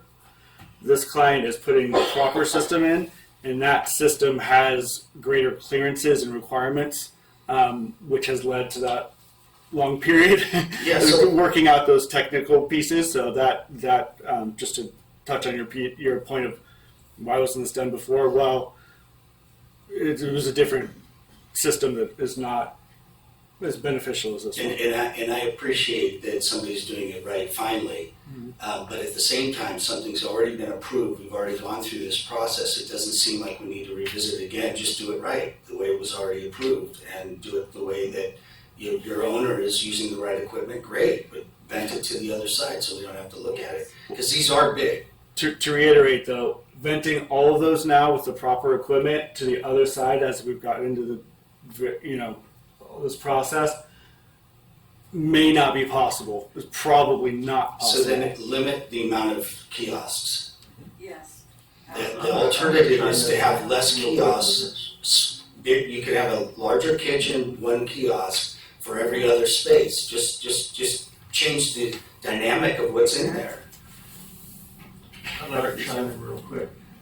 They actually had the ductwork and everything on site to put those 9 vents on the beach side. 9 more vents than are there now in design. Making the interior, which the historic preservationists identified as those trusses were the significant feature of that building. And it destroyed the character of those trusses. Yes. So again, So they, as a, let's limit the amount of venting. we can't do that. It's been approved. This is a solution to reduce the number of those big, huge things on the roof and protect the integrity of the trusses and make the interior environment there even better than it was originally laid out. The new owners and contractor are not saving money by doing this. They are trying to do it right. And yes, it's a food court. You know, that's what was approved. Whoops. Exactly. Nothing would have happened then. It'd be in disarray and deteriorating right now. It's a trade-off. Any other comments? Okay. Oh, there's one more comment. Hi. Do it. Just kidding. Good afternoon, I'm Jerica Wimpress, longtime resident of San Clemente and the current assistant venue manager to the casino of San Clemente. And just one comment about the noise on that side of the property, the alley, as you call it. Excuse me. We are concerned about the noise of the fans because yes, the bulk of our business are weddings. And we have all of our ceremonies in that rock garden adjacent to, excuse me, to those fans. Thank you. So you prefer not to have it on the alley side, as we call it? Is that what you're saying? Well, It's cut in half. There's only half as many. Right. we're Yes, just on- keeping in the volume of the fans in mind, whatever happens. So the reduction, We are reducing on her. I think she's just making a general comment about however that was done. She's in favor of reducing the number of fans on the alley. south side. Is that correct? But does that affect the noise by reducing the number? Yes, Okay. because we're cutting them by half. Anybody else? Okay, thank you for your comments. I don't think any of us like these vents, but it's a food court, right? And you have to have makeup there. I think what we're trying to do is come up with a good balance. You know, we want it to look good, but we want it to be a successful development. You know, people to go in there and enjoy that space, and to have options of what to eat. Hopefully, higher quality food that's cooked and not brought in. You know, we have to consider that too. So that's why I think we try for the best that we can. I'm inclined to say that, yeah, I think that skylight and those trusses are going to add a lot of drama to that space. And though I don't mind this sort of industrial look, I think all that ductwork that we're looking at, especially those cross ducts, really hurt the quality of that space. So that's really what we're talking about here, right? I mean, it's not to reduce the number of vendors or, no, whatever. So I'm inclined to say, let's get, try to get a rhythm established. Yeah, they're big. We gotta see them. It's not gonna be a beautiful roof as if it were a residence. It's a bowling alley. It was a bowling alley. That would be my suggestion. And we're making a suggestion to Jonathan, and the suggestion is going to be that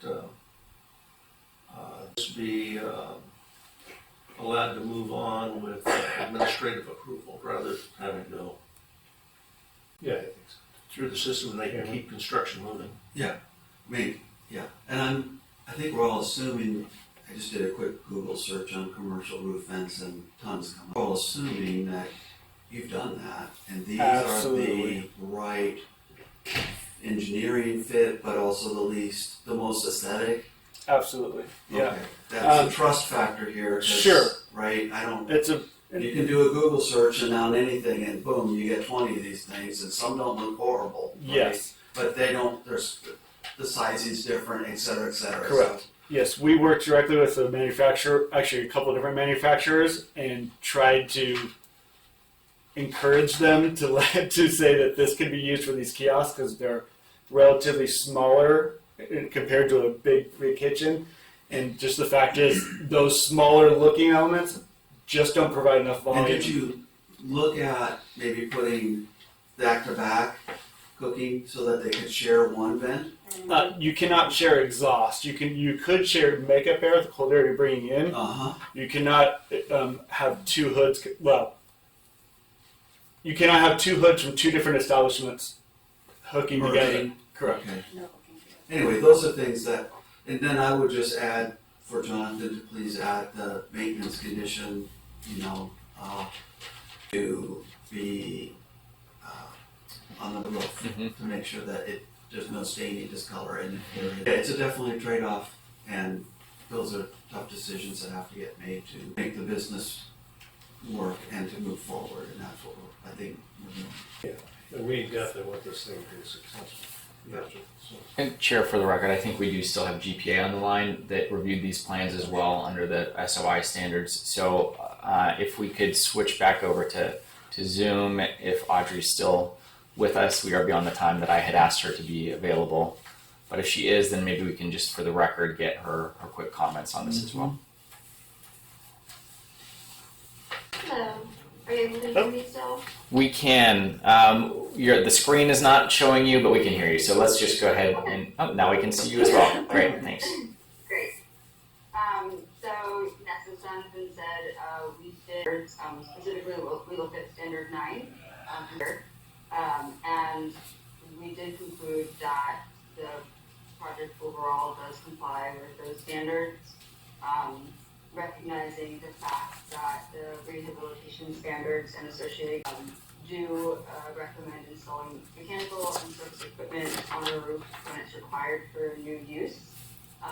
They do further recommend an inconspicuous location on the site or public right-of-way, or that the visual impacts would be as minimal as is possible. And then also weighing versus the exterior, and the guidelines do also only after it's determined that similar to what Jonathan and the applicant have, and the commissioners, that it is a trade-off, and I think that the placement of the vent will also low enough on the curve of the plane of the roof. Also, the larger vents being located solely on the Kaye. The name of that Desheka, yeah. Thank you. On the rear facing elevation, there's also the added bonus of true historic primary elevation is that west. Is that the south face? No, it's west. West. West. The west face not facing either Kaye or El Camino, having less of the events on the Kaye, an added bonus. And the overall, we did determine that the proposed vents and the ducting could be features of the building, overall form and massing of the repair. Thank you, Audrey. I'm happy to answer any other questions that you might have. I think you did a good job. Thank you. Okay. I don't think we have any other comments. Okay, thank you, committee members. Thank you, sir. Okay. I think that's our last item. Adjournment. Okay. Got a new business, an old business.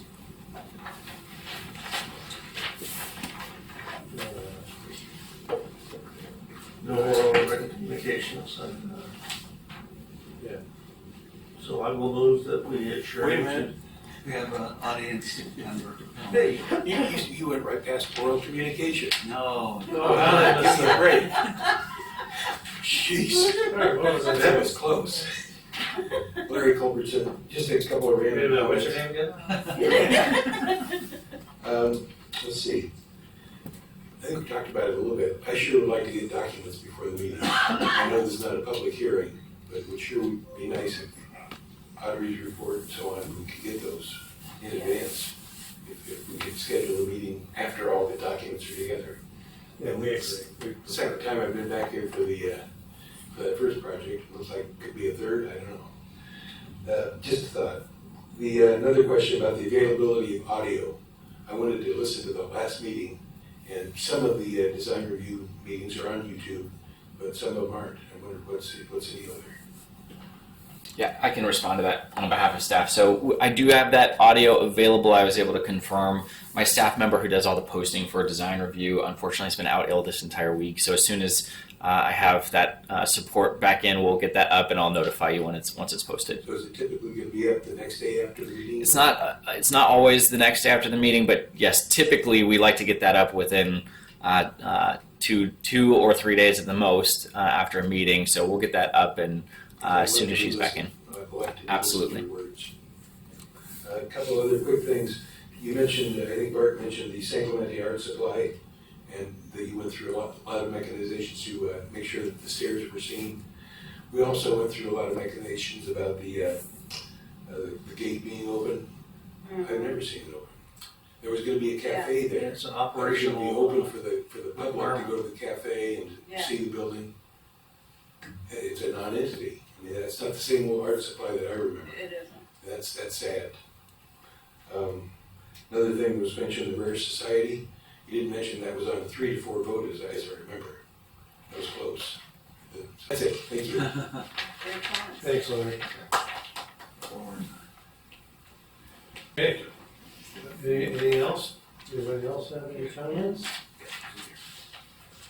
Don't look at me, I'm done. Okay, time's up. Okay, I'll move that we adjourn to the regular design review subcommittee meeting of April 10th, 2024, 3 p.m. at the community room. Downstairs. I'll second that. All in favor? Aye. We're adjourned.